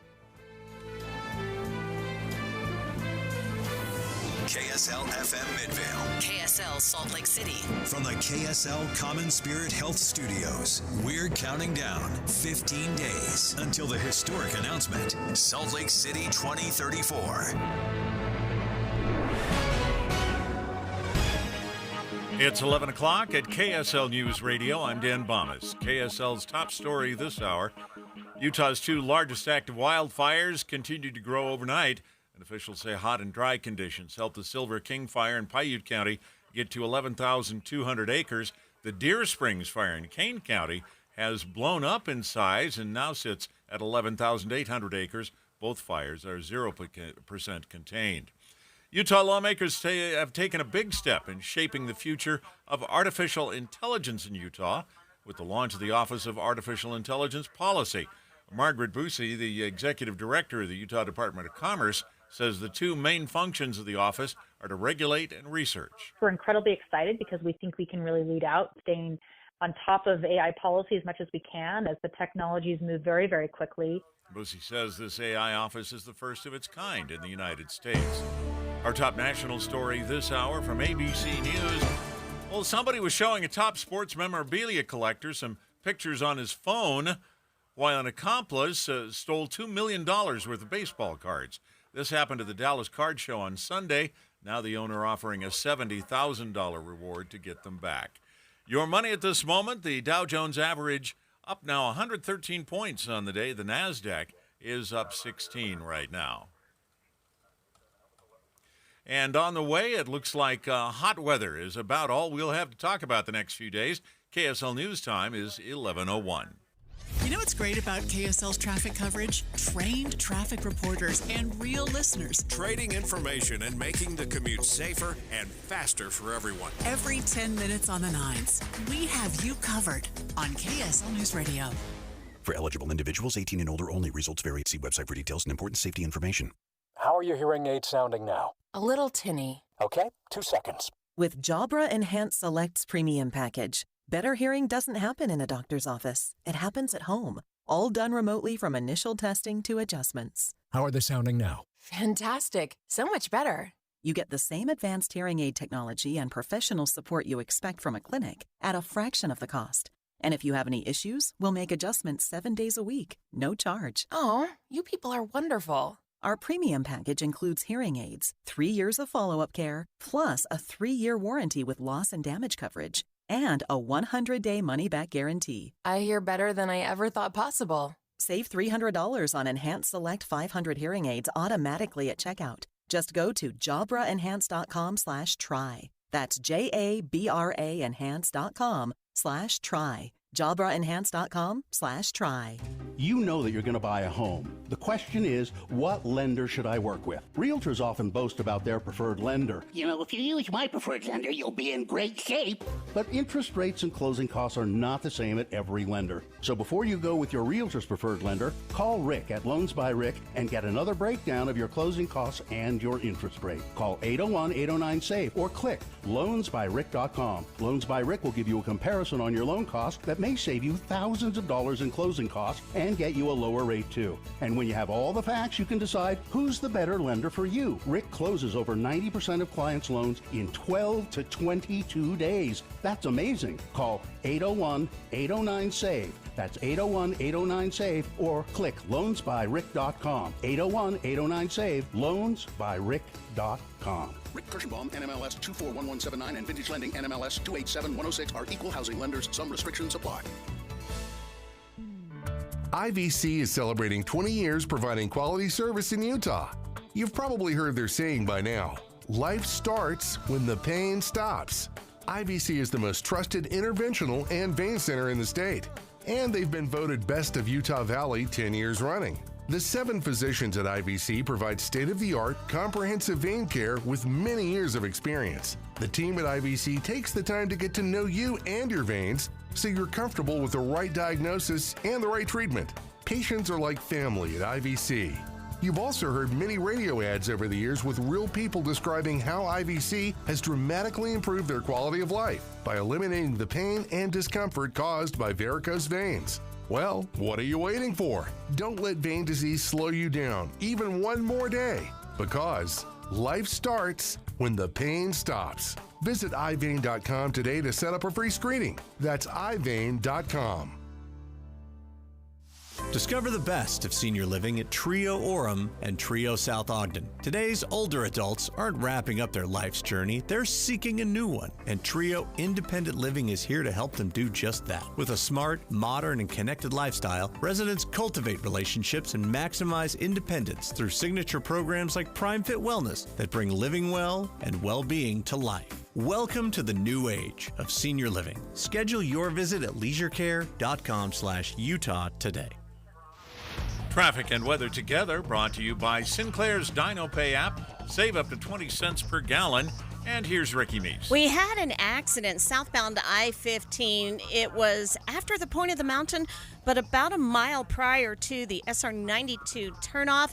It was blocking traffic at one point. It has been cleared. We're just waiting for the backups to ease. Downtown Salt Lake PD responding to a crash involving a motorcycle or a bike, 500 East between 4th and 5th South. This is the place, Heritage Park, the place to learn, explore, and enjoy Utah history. Perfect for service projects, team building, birthdays, weddings, reunions, and more. Plan today at thisistheplace.org. Ricky Meese in the KSL Traffic Center. And the story today is heat. 99 for the high today, 104 tomorrow, 106 on Thursday. And before we're done, we could break Salt Lake City's all-time high of 107. Right now, 86 degrees and sunny. I'm Dan Bomas from the KSL Common Spirit Health Studios. Listen online at kslnewsradio.com. We're Utah's news, traffic, and weather station. Dave and Dujanovic, your morning companions for talk, analysis, and key perspectives on Utah's biggest stories on KSL News Radio. There's no getting around the conversation, because President Biden is in every headline, in every major newspaper, every small newspaper, every newspaper that has a distribution of 7 is commenting on whether or not Joe Biden should stay in the race or not. And it's not just the pressure from the American public. It's not just the pressure from the Republicans. It's actually coming from Democrats as well. And story after story is just pouring out right now. And the question is whether or not Joe Biden is going to be the nominee with just a little over 100 days until the general election. Adam Gardner joins us right now from KSL at night. And Adam, I joked about this earlier. It feels like President Biden can't jump out of a boat and hit water. I mean, he is just, his luck is so bad right now because some of it's self-imposed, but also every little step of the way. The most recent thing came out of the New York Times where it says Parkinson's doctor, expert in Parkinson's, has visited the White House 8 times in the last 8 months. And it led to this big question of, what's a Parkinson's doctor expert showing up to the White House for? And this is how the press briefing went. It's a very basic, direct question. Wait, hold on. Wait a second. 8 times, or at least once, in regards to the president specifically. Hold on a second. That's what you should be able to answer by this point. Wait, no. No, wait a minute. Ed, please. A little respect here, please. So, every year, around the president's physical examination, he sees a neurologist. That's 3 times, right? So I am telling you that he has seen a neurologist 3 times while he has been in this presidency. He's seen a neurologist 3 times. Well, the question is, did he see this Parkinson's expert that came in 8 times? Well, as I said, please show a little respect here. He saw a neurologist 3 times. Well, with all due respect to the White House press secretary, that is not the question that was asked. And you can tell the frustration from the reporters in the room. You are not answering these direct questions that we have. And later on in this segment, you actually hear the press secretary say, well, I'm prohibited from telling you who was really here and what they were talking about because that would be an invasion of their privacy. And the press comes back and says, it's not an invasion of their privacy.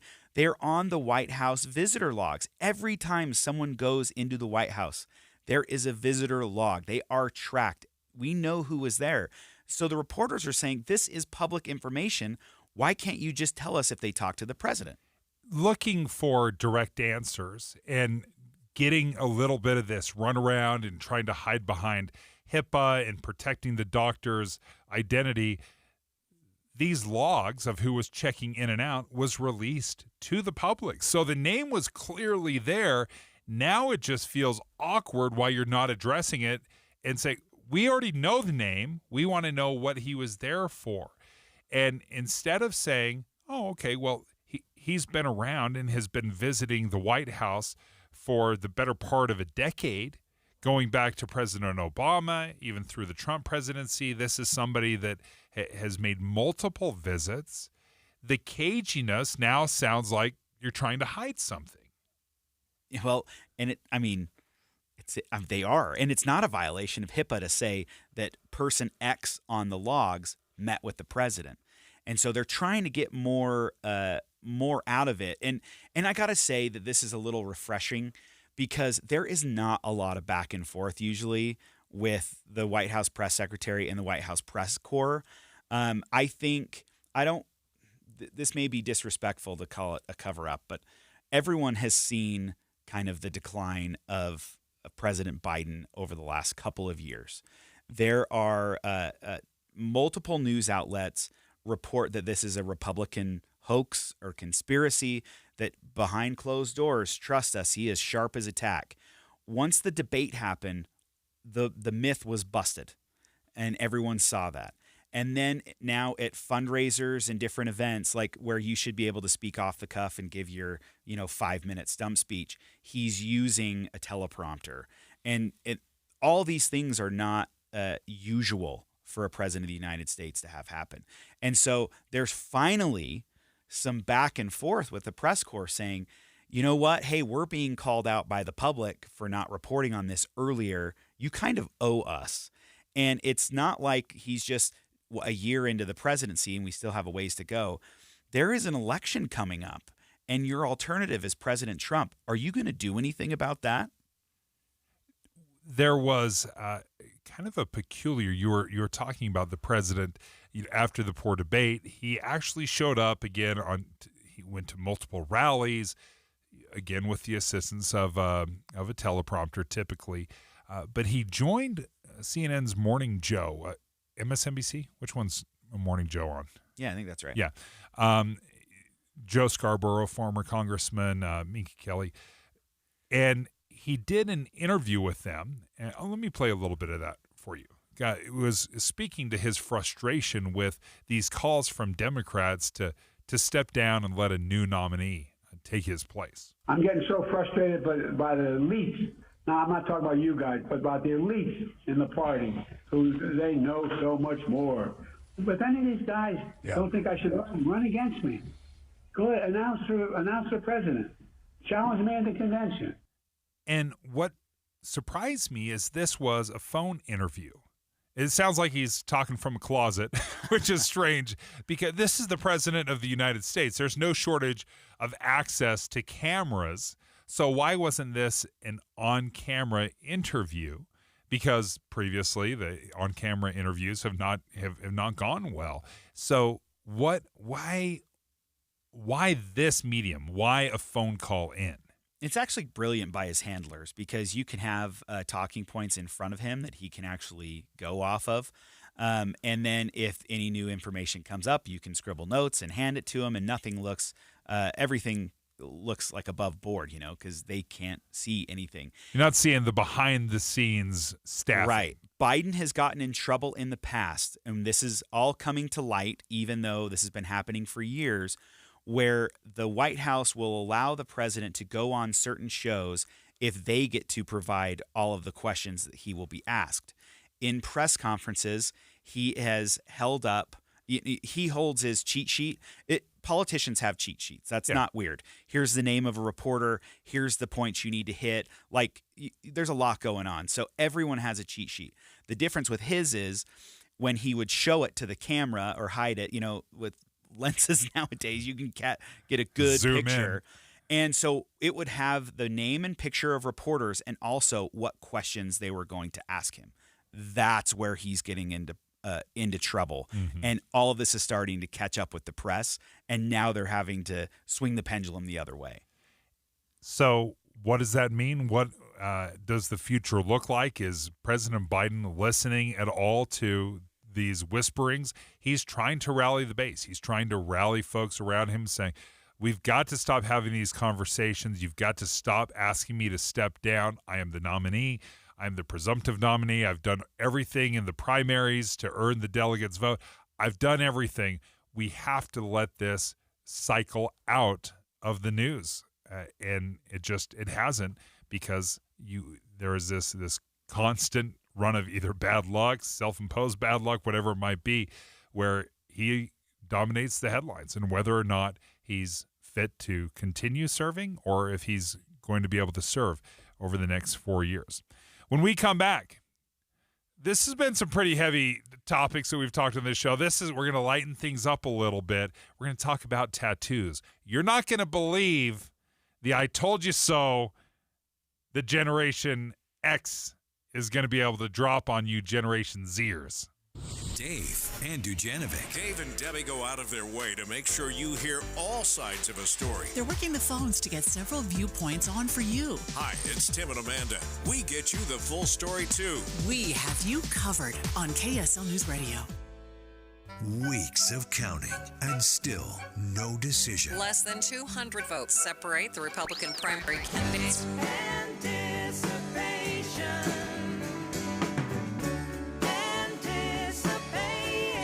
We're tracking the razor-thin race for Congressional District 2.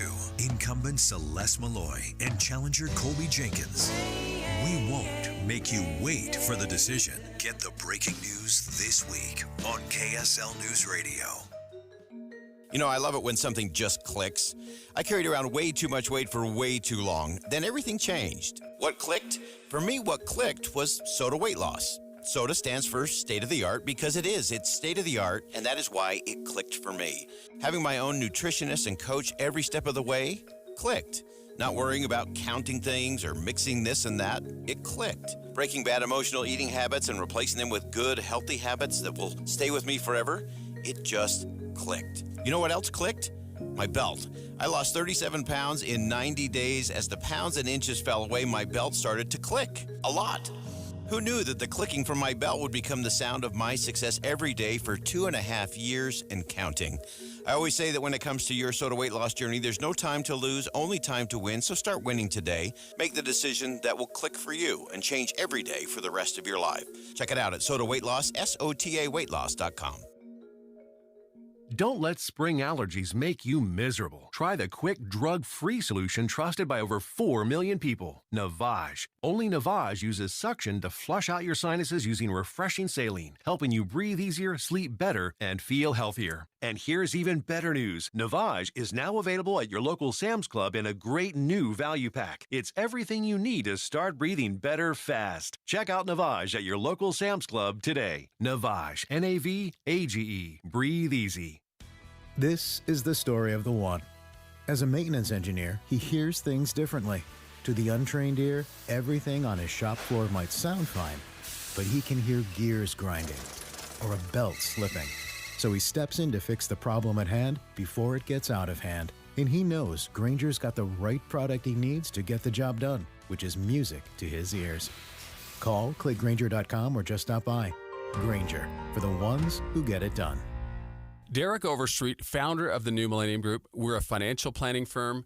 Listen, we're fiduciaries. We have advisors standing by right now to take your call. That's 888-999-6370. 888-999-6370. The reason you're going to want to call is we're going to help you retire 3 to 5 years before you thought possible. Now, imagine how that would be if you could actually retire 3 to 5 years sooner than your plan was. The way we do this is by putting together a step-by-step plan, taking into consideration any rental properties that you have, any pension income that you have, your Social Security. Listen, we put that all together for you in writing. It will allow us to build your income based on inflation. You know, inflation has been rapidly rising. You and I both need a plan that whatever we start out our income at, in 5 or 10 years, we're going to need 40% more income. So if you're one of those people listening and you'd like a plan in writing, give us a call at 888-999-6370. That's 888-999-6370, or go to utahsfinancialplanner.com. The best things in life, they come in twos. 2 scoops of ice cream, 2 tacos. And now for a limited time, get our best deal of the year. Buy any phone when you switch to Consumer Cellular and get 2 months of service free. That's right, the same fast, reliable nationwide coverage as Big Wireless, now with 2 months free. Proof the best things in life really do come in twos. Visit consumercellular.com or call 1-888-FREEDOM. Second and third month of monthly base service fee waived for new customers with the purchase of a phone and activation by July 31st, 2024. Taxes, fees, and third-party charges will apply. See website for additional details. This is the story of the one. As a maintenance engineer, he hears things differently. To the untrained ear, everything on his shop floor might sound fine, but he can hear gears grinding or a belt slipping. So he steps in to fix the problem at hand before it gets out of hand. And he knows Grainger's got the right product he needs to get the job done, which is music to his ears. Call, click Grainger.com, or just stop by. Grainger, for the ones who get it done. Any Hour Services can make sure your AC keeps you cool this summer. Whether you need a tune-up, repair, or just a second opinion about replacing it, call Any Hour Services or visit anyhourservices.com. With the 3 things you need to know this hour, I'm Dan Bomas. First, several wildfires burning in southern Utah, with one that grew by 20 times in just one day. Second, Utah has a new office in state government to track AI technology. And third, it took a little distraction for thieves to walk away with $2 million worth of baseball cards in Dallas. 86 degrees and sunny in Salt Lake City. And back to David Dujanovic on KSL News Radio. Dave and Dujanovic. Dave and Dujanovic. Have you ever heard of tattoo regret? A headline from USA Today said Generation Z, Gen Z, is experiencing tattoo regret. They're blaming social media. And as a proud owner of the title of Gen X, I would like to give you a big I told you so. You didn't see that coming? Tattoo regret. Pew Research did some digging on this, and they found that about a quarter of Americans that have a tattoo, they regret it. Adam Gardner filling in for Debbie Dujanovic today. Are you taking a victory lap as well? Do you get to say I told you so? You know, honestly, when you said tattoo regret, the only thing that came to my mind was that I regret not getting a tattoo of Fred Flintstone like Greg Ostertag had on his calf. That was the only tattoo as a kid. I'm like, Was he shooting a basketball as well? I think there was a basketball involved as well. As a kid, I was like, if I get a tattoo, that is the one that I want. And so this tattoo regret, like for me, I was like, if I were to get like this Fred Flintstone or something stupid that's really funny to me at the time when I'm like a hardcore jazz fan. Yeah. And, or Jeff Hornacek is my favorite player of all time. And to get his number tattoo, like then he leaves the NBA and he goes coaches the Knicks. I'm like, thank goodness, like you don't permanently mark your body. And so, a big I told you so to Generation Z. Who has all sorts of tattoo regret, according to this headline from USA Today. Like I said, a quarter of folks regret it. I guess glass half full, that means 3/4 of people like their tattoos or they enjoy them. But I remember going back to the NBA back in the 90s, I remember tattoos were so, I don't know, edgy or frowned upon in the NBA that they had Allen Iverson, who had a number of tattoos. He had to cover them up with sleeves to play. And I thought, even though I want to do a little I told you so dance, that was ridiculous. Agreed. That was so silly that the NBA wouldn't let him have his tattoos. And truly, since Allen Iverson, they became more and more popular, and a huge percentage of people wear tattoos, and they wear them proudly, and they love them. Why are you a tattoo guy? I'm not. No tattoos. I have no issues with tattoos, but it's not for me. Yeah, I'm all for it. If you want to have a tattoo, all the power to you. Why haven't you gotten a tattoo? One is regret. I didn't want to ever regret it. Two, I just could never figure out what to get. Like I see all these guys, they have roses or skulls or something, and I had a good friend that we were going swimming, and he takes off his shirt and he had the band Korn, their logo, all across his back. And I said, "You're a huge Korn fan?" He's like, "No, I hated them. It was just to get back at my parents." And now I'm stuck with this giant tattoo of Korn on my back. And anyway, so I'm like, I never want that to happen to me. Like there in the USA Today article, it's really interesting. There's an influencer. Her name is Sarah Beth Clark, and she has spent thousands of dollars on tattoos, and they go up to her neck, across her chest. And she said, when I was in my 20s, I was like dark and edgy, and that's what a lot of my tattoos were. And in my 30s, I've kind of found myself, and I like to wear white flowing dresses and, sundresses, and they just do not reflect my personal aesthetic anymore. And I got to get a lot of them removed. And now she is. And she, again, on TikTok is documenting the process. And it is not an easy process to have a tattoo removed. It's a multi-layer process where you go in, they have a laser, and they essentially have to burn off or scrape off, with the laser, the tattoo, and then you still see remnants of it. You go back, you get a second treatment, third treatment. According to Google research from Dave Noriega, apparently it can be just as painful as getting the tattoo in the first place. It looks more painful. I just and props to these people, and I know that there are organizations out there that I'm reminded of Homeboy Industries out in LA. They work with gang members, and Father Boyle kind of leads this organization of different companies, and they have a tattoo removal company. And it's really cool to see how they raise money and pay for gang members to remove their tattoos. Because obviously you're not going to get on the straight and narrow if you have, a giant gang tattoo on the side of your face. Let me play a little bit from this TikTok influencer. She's a model, Sarah Beth Clark. She was talking about her tattoo regret.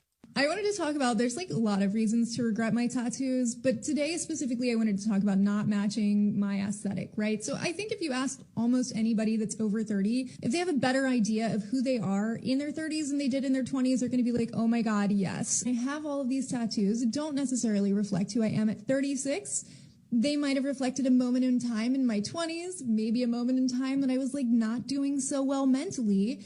And they are here forever. Before anybody says anything, no, I'm not getting all of my tattoos removed. That's not even feasible. Don't even suggest it. Generally, I have a lot more femme, girly aesthetic than I did when I was younger. I was a lot more dark and spooky and moody. And now, I have adult problems. I'm back to doing a bunch of stuff I liked to do when I was a kid, collecting antiques and spending time outside. And I wear a lot of white and ruffles. My aesthetic just does not match. No shade to the artists. Still get a ton of compliments on them. Just wish that they weren't on my body. But I wanted to come on here and put myself out there and say, I was told that I would regret my tattoos when I got older. I am older and I do regret my tattoos, and you might too. 32% of Americans have a tattoo. A third. Oh, wow. That's a lot. Yeah. So the fact that you and I do not have tattoos, if a third person were to walk in here, chances are they would have a tattoo. We're going to talk to Greg Skordas later in the show. We're going to ask him if he's got any tats. That would be amazing. I would love to know what Greg Skordas' tattoo is. I did see, this has always been my hesitation, is I don't trust any artist enough to put something on my body. I just can't imagine the level of art that you would have to be able to put on. I would have to love it on a level. Some people will just put a little marking on it and that's enough for them. I would genuinely want some artwork that I could look at and admire, kind of like a painting or a sculpture, because that's what it is. It's the art on your body and you're stuck with it forever. The second thing that I worry about is, had I gotten a tattoo in my 20s when I was a different shape, is how I would I was a little more lean and mean back in my 20s, how that tattoo would change and morph as my body has changed over the years. And that poor tattoo artist would be like, it used to look so good until you should get fat. one of Charles Barkley, and then it can grow. Then it grows just like Charles. One of my favorite ones that I saw, I did a story once with a guy that got. Do you remember the crying Jordan face? Oh meme? yeah, he got that on his calf. It was spot on. It was fantastic. The best one I ever saw, though, the best tattoo. And if I could guarantee that this one would have gone on my body, maybe it was like a full half side of this man. It was an octopus with the arms, wrapped around his entire body. It was the coolest cool. thing. And the artwork was you outstanding. gotta be pretty dang good and pretty confident that's gonna work out. Oh, he was all in and was the only tattoo. That was the greatest tattoo I'd ever seen in my life. Well done. But according to USA Today, about a quarter of people regret their tattoo, and boy, there's a lot of tattoos out there, folks. About 22% of America have more than one tattoo. A third of Americans have one tattoo, but about 20%, a little over 20%, have multiple tattoos. So there you go. Tattoo regret, is it a real thing or not? At least it's a good conversation.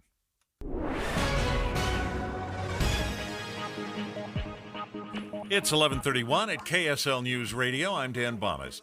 KSL's top local story this hour. Utah and 3 other states that rely on the Colorado River want to start tracking water that's saved for Lake Powell and make sure it gets there. Utah's Colorado River Commissioner Gene Shawcroft says any extra water could go a long way to help Lake Powell and Lake Mead further south. We can't operate the river on hope, but what we can do is, if there is additional water or higher flows over a period of time, there's no doubt there's plenty of room in Lakes Powell and Lake Mead. Lake Powell is currently about 42% full, the highest it's been in 4 years. Our top national story this hour from ABC News. The head of the Federal Reserve is hinting an interest rate cut might be on the way. Jerome Powell testified today to the Senate Banking Committee and said progress is being made on inflation and the labor market remains strong. The Federal Reserve meets at the end of the month to make a decision. Your money at this moment, the Dow Jones average up 64 points on the day right now, while the NASDAQ is just barely above zero at this point. And our KSL weather looks like sunshine and the hottest weather we've had in a very long time. That's next. KSL News Time, 11:32. We hope you have the right app on your phone for news. You probably have dozens. But the KSL News Radio app, well, it makes our live stream super easy. Plus, our talk shows are right there as podcast for your workday. That's the app for KSL News Radio. Let me tell you about my experience with Salt Lake City fat loss. If you're interested in losing some weight, if you've been hanging on to a few too many pounds, I got some incredible results from Salt Lake City fat loss. They told me early on, they said, we have the secret to losing a pound of fat every day. And I thought, well, there's just no way that's true. That's way too effective. And sure enough, in 3 weeks, I'd already lost 25 pounds. Over 2 months, I lost 57. And I did it without surgery. I did it without injections and without any insane workout routines where you're running marathons every day. No, I was able to lose weight, feel great, and it's achievable. And because the results were so good, I stayed motivated. So if you're interested in trying it out, go ahead and give Salt Lake City fat loss a try. You can schedule a free consultation by going to their website, slcfatloss.com. If you use my name, you're going to get an extra $200 off the program. Just go to slcfatloss.com. Hey there, it's Julie from Logan, where we know how to celebrate summer. First, something super cool when it's really hot. Logan has a brand new plaza downtown with music and games and a splash pad for kids. I mean, I said kids, but hey, we don't judge. Jump in. Keep it cool by stepping inside one of 3 historic theaters for more than 250 professional live performances in 5 weeks. Wow, nobody does that. But we do, because we're Utah's heart of the arts. Chill on Center Street before or after the show and sink your teeth into sourdough pizza, a brew and a burger, hand-dipped chocolates, or other delicious goodies from fun cafes. Don't forget, your hotel is only 10 minutes from the National Forest for hiking and biking. Take gorgeous photos of the stunning scenery and enjoy cooler temperatures in the canyon. Step back in time at the American West Heritage Center. You can hang out with a mountain man, have a pony ride, meet pioneers, and check out the farm. We've got a lot going on. Check us out at ExploreLogan.com. Inside or out, we're always a few degrees cooler. ExploreLogan.com. ExploreLogan.com. Attention homeowners considering roof replacement in 2024. Light up your home this July with Master Roofing. Schedule your roof replacement by the end of July and receive a free Velux sun tunnel valued at $1,200. Perfect for brightening your bathrooms and hallways. Don't miss out. Visit MasterRoofingUtah.com and schedule your free assessment and claim your free Velux sun tunnel. Call 801-383-0072 or visit MasterRoofingUtah.com today. Light up your home with Master Roofing.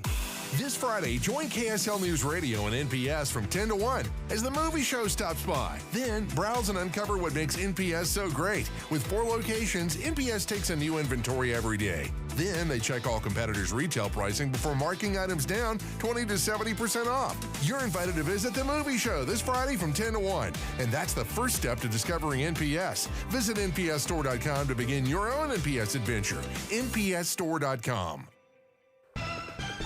With the 3 things you need to know this hour, I'm Dan Bomas. First, several wildfires burning in southern Utah, with one that grew by 20 times in just one day. Second, Utah has a new office in state government to track AI. And traffic and weather together, brought to you by Sinclair's DinoPay app. Save up to 20 cents per gallon.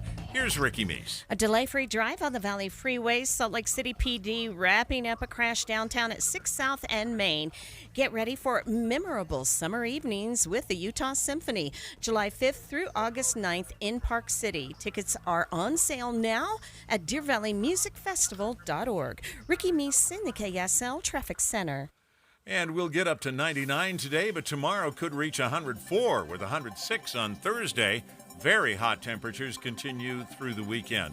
And right now, 88 degrees and sunny. I'm Dan Bomas from the KSL Common Spirit Health Studios. Listen online at kslnewsradio.com. We're Utah's news, traffic, and weather station. Dave and Dujanovic, your morning companions for talk, analysis, and key perspectives on Utah's biggest stories on KSL News Radio. Here's a story that I'm fascinated with on so many levels. It's a tragic story involving actor Alec Baldwin. And he's just begun his trial. He is being charged with manslaughter in the death of cinematographer Helena Hutchins. And I'll walk you back through what happened exactly. But I think the bigger question is, why? He was an actor, tragic, there was a live round in a gun. He fires it, allegedly, and hits Helena Hutchins. She dies. And it is just a terrible story, Adam. By the way, Adam Gardner is filling in for Debbie Dujanovic today. And I'm wondering, is this the right direction that we should be heading in this country? Like that we're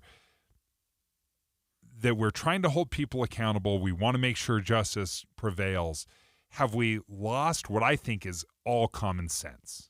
And wasn't the armorer in this, the person that's actually in charge of keeping the bullets and the guns kind of safe and making sure blanks are there when they're supposed to be, and wasn't that person charged and convicted? Yes. Yeah, she's spending 18 months in prison. So if that person was held accountable and justice went to the family of the victim, I'm struggling to understand why, like, no one says that this was on purpose. Right. And I don't know for sure if it's complete negligence. Like, we all know the rules. We grew up with these rules of being around guns. Like, only aim at something that you intend to destroy. Never put your finger on the trigger.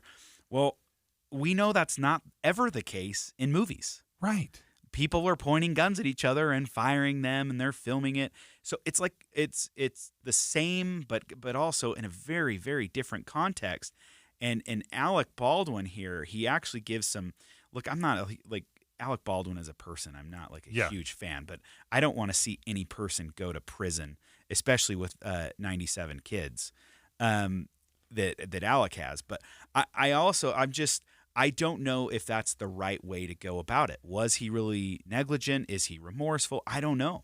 He met and did an interview with George Stephanopoulos, and I want to walk you through a little bit what happened. So he's producing and he's acting in this Western.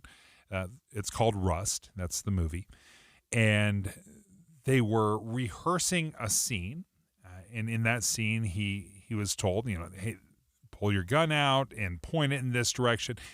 Let me play a little bit from Alec Baldwin as he was being interviewed with George Stephanopoulos. Obviously devastated by what ended up happening. When I talk about this, my concern is that I don't sound like I'm the victim, because there is a victim. There's a woman who died, and my friend got shot. I want to make sure that I don't come across like I'm the victim, because we have two victims here.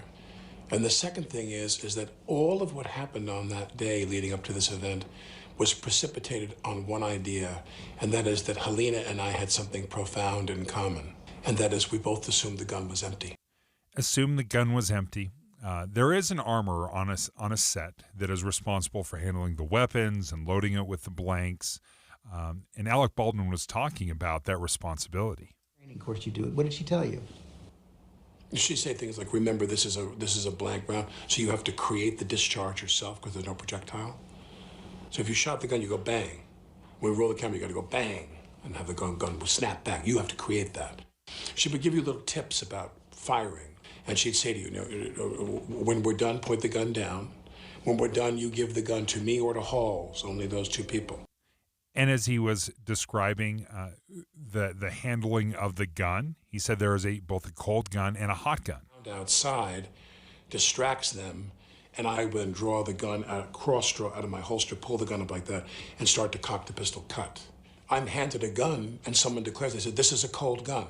Dave Halls? The first AD, in my years on the sets of film, hot gun meant that there was a charge in there, and cold gun meant there was nothing in there. When he's saying this is a cold gun, what he's saying to everybody on the set is you can relax. The gun is empty. And then Baldwin describes what led up to the gun firing. But we kept doing this, and so then I said to her, now in this scene, I'm going to cock the gun. And I said, do you want to see that? And she said, yes. So I take the gun and I start to cock the gun. I'm not going to pull the trigger. I said, do you see that? She goes, well, just cheat it down and tilt it down a little bit like that. And I cock the gun. I go, can you see that? Can you see that? Can you see that? And she says, and then I let go of the hammer of the gun and the gun goes off.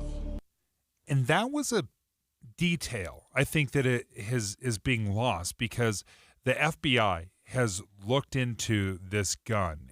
They've run tests on it. They've hit it with a hammer. They're trying to get this thing to just discharge without pulling the trigger. And one thing that Alec Baldwin has maintained is he never pulled the trigger, that he only cocked the gun. So this was a revolver. This is a Western, and kind of that old school look of where you can cock the hammer back. He said, yeah, that's what I was instructed to do by the director. And when he released it, that it did fire. And that was when the moment the bullet hit the cinematographer and killing Helena Hutchins. Have they been able to recreate that? They have not. You know, hit a hammer or hit it with a hammer or whatever, but they have not been able to recreate just cocking the hammer back and releasing it. No, in fact, the FBI did some what they call extensive research and testing of the gun, and they were not able to get it to fire without pulling the trigger in any of their weeks of testing. Now, and that's pretty standard. We always yes. say, I mean, just more of these gun rules, like a gun doesn't go off by itself. You have to pull the trigger. So keep your finger always off the trigger. It's hard though when you're given a hot gun versus a cold gun, and it's very easy when a friend says, here, shoot my gun, and you can actually inspect it. On a movie, that's not what's happening. You're completely just trusting the armorer to give you every instruction. And this is what is so different for me. It's one thing if someone hands a gun to you or I and they tell us it's a cold gun or a hot gun, it's not loaded. I wouldn't trust any of that. It doesn't matter. No. It doesn't matter what a friend tells you. Yes. You should never trust the friend. That is your responsibility. Now, for actors, this is where it's different for me. This is something that is organized on the set. There is somebody that is in charge of the gun, in charge of the ammunition. You are just handed a prop. And even when they say cold gun or hot gun, at no point are these live rounds. Even a hot gun that does have a discharge, they're not actually firing a bullet. What it does is it fires and it has a little bit of a kick, but it's a blank. So it's more of an explosion type thing. It is extremely rare that actual ammunition is allowed on the set on any level. The only time I can really think that this was being used was in the movie Act of Valor, where they literally had active duty Navy SEALs as the actors, and they would. That was kind of the cool thing about is they were using live ammunition. That was extremely rare, but also being done with active duty Navy SEALs. You know, they're not messing up with the guns. No, they know they train like this. They know how to use it. So coming up next, I want to talk to Greg Skordas, our KSL legal analyst, and as we lay this out of what happened, and again, Alec Baldwin is being tried today. Today is the very first day of his manslaughter trial. Are we so desperate to hold somebody accountable or to grieve the death in this tragedy that we're holding the wrong people accountable? And I have an example I want to share where I think we are looking in the wrong direction. You know, regardless of how you feel about Alec Baldwin as a person, I think he's being unfairly charged in this. I'll explain that next. And I want to get Greg Skordas' reaction to that and see if I'm thinking of it in the wrong way. Dave and Dujanovic. Current events can have a lot of moving parts. Our job is to make it easy to keep up. You're part of a bigger world, so spend 15 or 20 minutes here and be part of it. Join us weekday mornings between 5 and 9 on KSL News Radio. You've been working so hard to keep your lawn and garden looking good. Maybe it's time to make your home look incredible with new window frames and double-pane glass from Advanced Window Products. If you can imagine it, they can create it at their factory in Salt Lake City. Any style, any color, security enhancements to keep your family safe. All this and factory direct pricing. You're buying local and paying less. So seal up your home and reap the energy savings with Advanced Window Products, where they've been creating windows for 38 years. No subcontractors, they're not resellers. They build the windows, they install the windows, and they guarantee them for life. And right now at their summer special, get an extra $2,500 off on 10 windows or more. They offer 0% financing and even buy now, pay later. Busy season's just hitting. Call now. Advanced Window Products, $2,500 off. But you have to call 801-850-9100. That's 801-850-9100. Or go to advancedwindowsusa.com. The life of a small business owner. Keeping the lights on, calling all the shots. And then there's workplace accidents. 500-degree ovens, rusty nails. Danger lurks around every corner. Workplace accidents can happen, but there is an easy way to keep your employees covered. Talk to your agent about workers' comp coverage from Pi, or go to piinsurance.com and get a quote. Safety first, then Pi Insurance. Individual rates, offerings, and savings may vary, subject to policy terms and conditions. Not available in all states and situations. We just want to have enough money for retirement. And travel to visit our grandchildren. I understand. That's why at Fisher Investments, we start by getting to know each other, so I can learn about your family, lifestyle, goals, and needs, allowing us to tailor your portfolio. What about commission-based products? We don't sell those. We're a fiduciary, obligated to act in your best interest. So how do your management fees work? We have a simple management fee based on the value of your portfolio, so we do better when you do better. We appreciate that kind of transparency.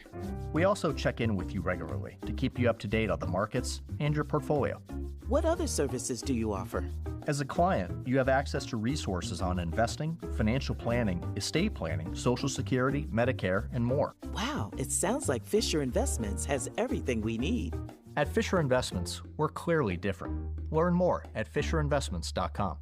Investing in securities involves the risk of loss.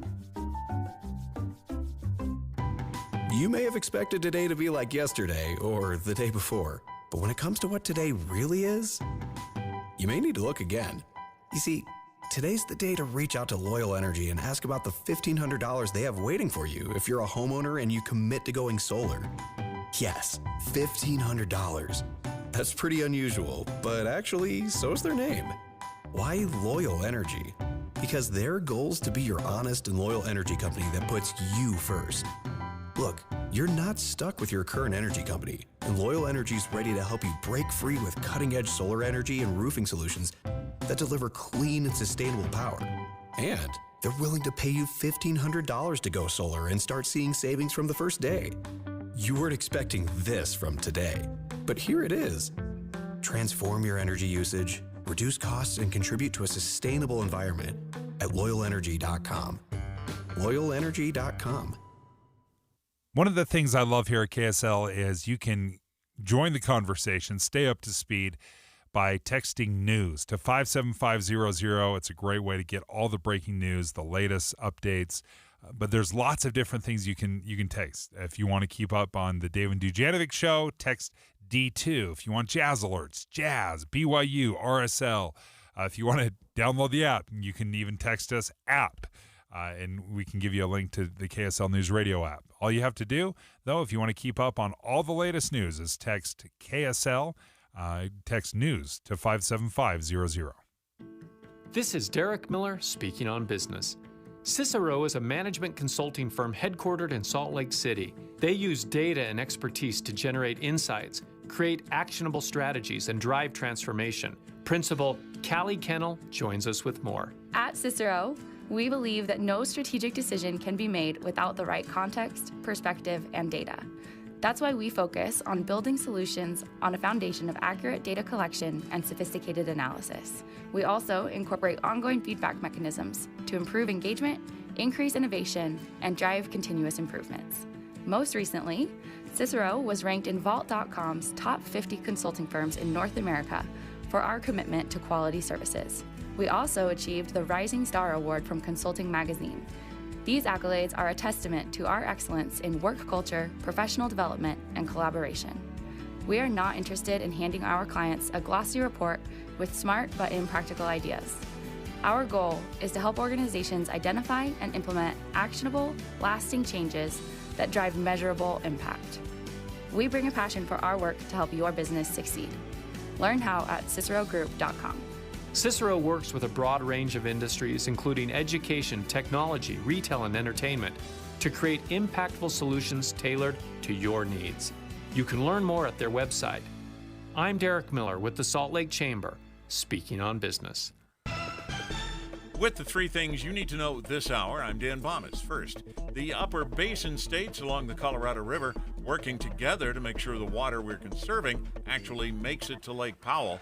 Second, the head of the Federal Reserve was hinting that a cut in interest rates could happen as the economy makes progress on limiting inflation. And third, you'll be able to buy ammunition from a vending machine at grocery stores in Alabama and Oklahoma. 88 degrees and sunny in Salt Lake City. And back to Dave and Dujanovic on KSL News Radio. Dave and Dujanovic. Dave and Dujanovic. When I say Alec Baldwin, what do you think of? What's the role that you think of when I say Alec Baldwin? The role that I think of is 30 Rock. Oh, yeah. It is one of my top 5 favorite shows. He plays this ridiculously conservative CEO of NBC, and he is masterful and so flippin' funny in it. I think of him as Donald Trump on Saturday Night Live. As he's doing that interview that you played last segment, I'm like, all I'm thinking of is Donald Trump. Donald Trump. That's all I how think he of. sounds. Yeah. He was also Jack Ryan. He was the original Jack Ryan. He should have stayed with it. He would have been. Gave up a huge franchise. Yeah, and then was he before Harrison Ford? I mean, there have been so many. Yeah, he was before Harrison Ford, and then he took over. Anyway, he's had this massive career, both in television, in movies, but we're talking about the tragic death. This was a couple of years ago, where he was on the set. It was a Western called Rust, where he had a gun in his hand, and the gun actually had a live round, which is extremely rare, unheard of. Had a live round on set. The gun goes off, and he kills Helena Hutchins, who was the cinematographer on the set. Also wounded the director. The bullet also hit him in the shoulder. Well, today, Alec Baldwin it's day one of his trial. He's being charged with manslaughter, and he faces up to 18 months in prison. And one of the things that has bothered me is I get this is a tragedy. I don't see how he is responsible for her death. For example, if you and I are getting our tires changed, we take it to the tire shop, they put on new tires, they throw on all the lug nuts, but say they don't tighten down one set of lug nuts. And as I'm driving down the freeway, the tire flies off and I crash into somebody and I kill them. Am I responsible because I was driving? Or would the tire company be responsible for not doing their job? Do I have to go through and double check all the lug nuts before I drive off? And that's how I see this Alec Baldwin scenario, where he was handed a gun. He clearly thought in all of his 30, 40 years of experience that he's never had a live gun on set. Why would he think in this one instance that there is a live round in that gun? Especially when they said this is a cold gun. So according to him, they're handing him a cold gun, and he's asking how he needs to create, quote unquote, create the discharge. Like, is he expected to check the gun and know? Would he even know what he's looking at? Would he even know? Great question. Greg Skordas joins us right now, KSL legal analyst. Now, the armorer who was in charge of handling the gun and the ammunition, she was found guilty and is serving 18 months in prison. Greg, What is the thinking behind charging Alec Baldwin as well? Well, it's a lot different, I think, Dave, than your lug nut example, and I'll tell you why. Let's say you go home from work every night through a certain intersection, and there's never once a car there. For years and years, you drive through the same intersection, there's never a car. So you decide one day to blow through the stop sign, and you hit somebody.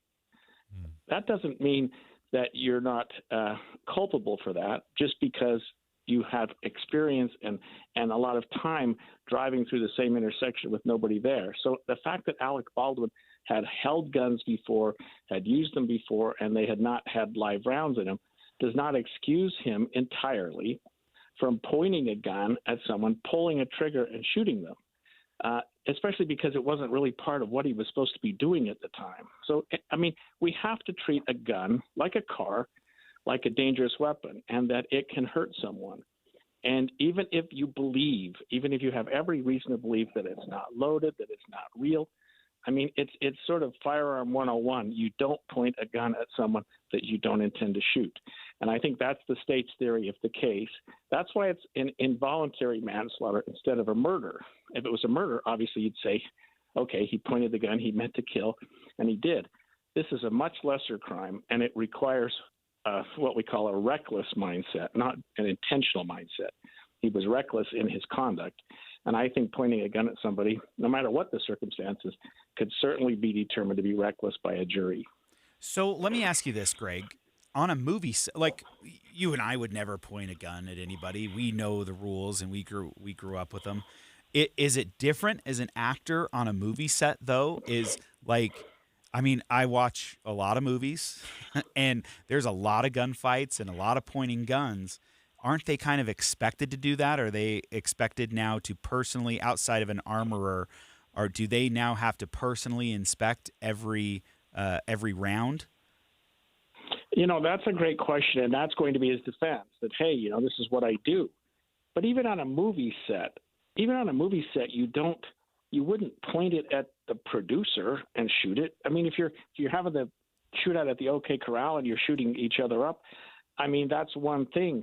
But this wasn't something like that. This was he's like, they're rehearsing, they're doing whatever they're doing, and he points it at somebody on the set and pulls the trigger.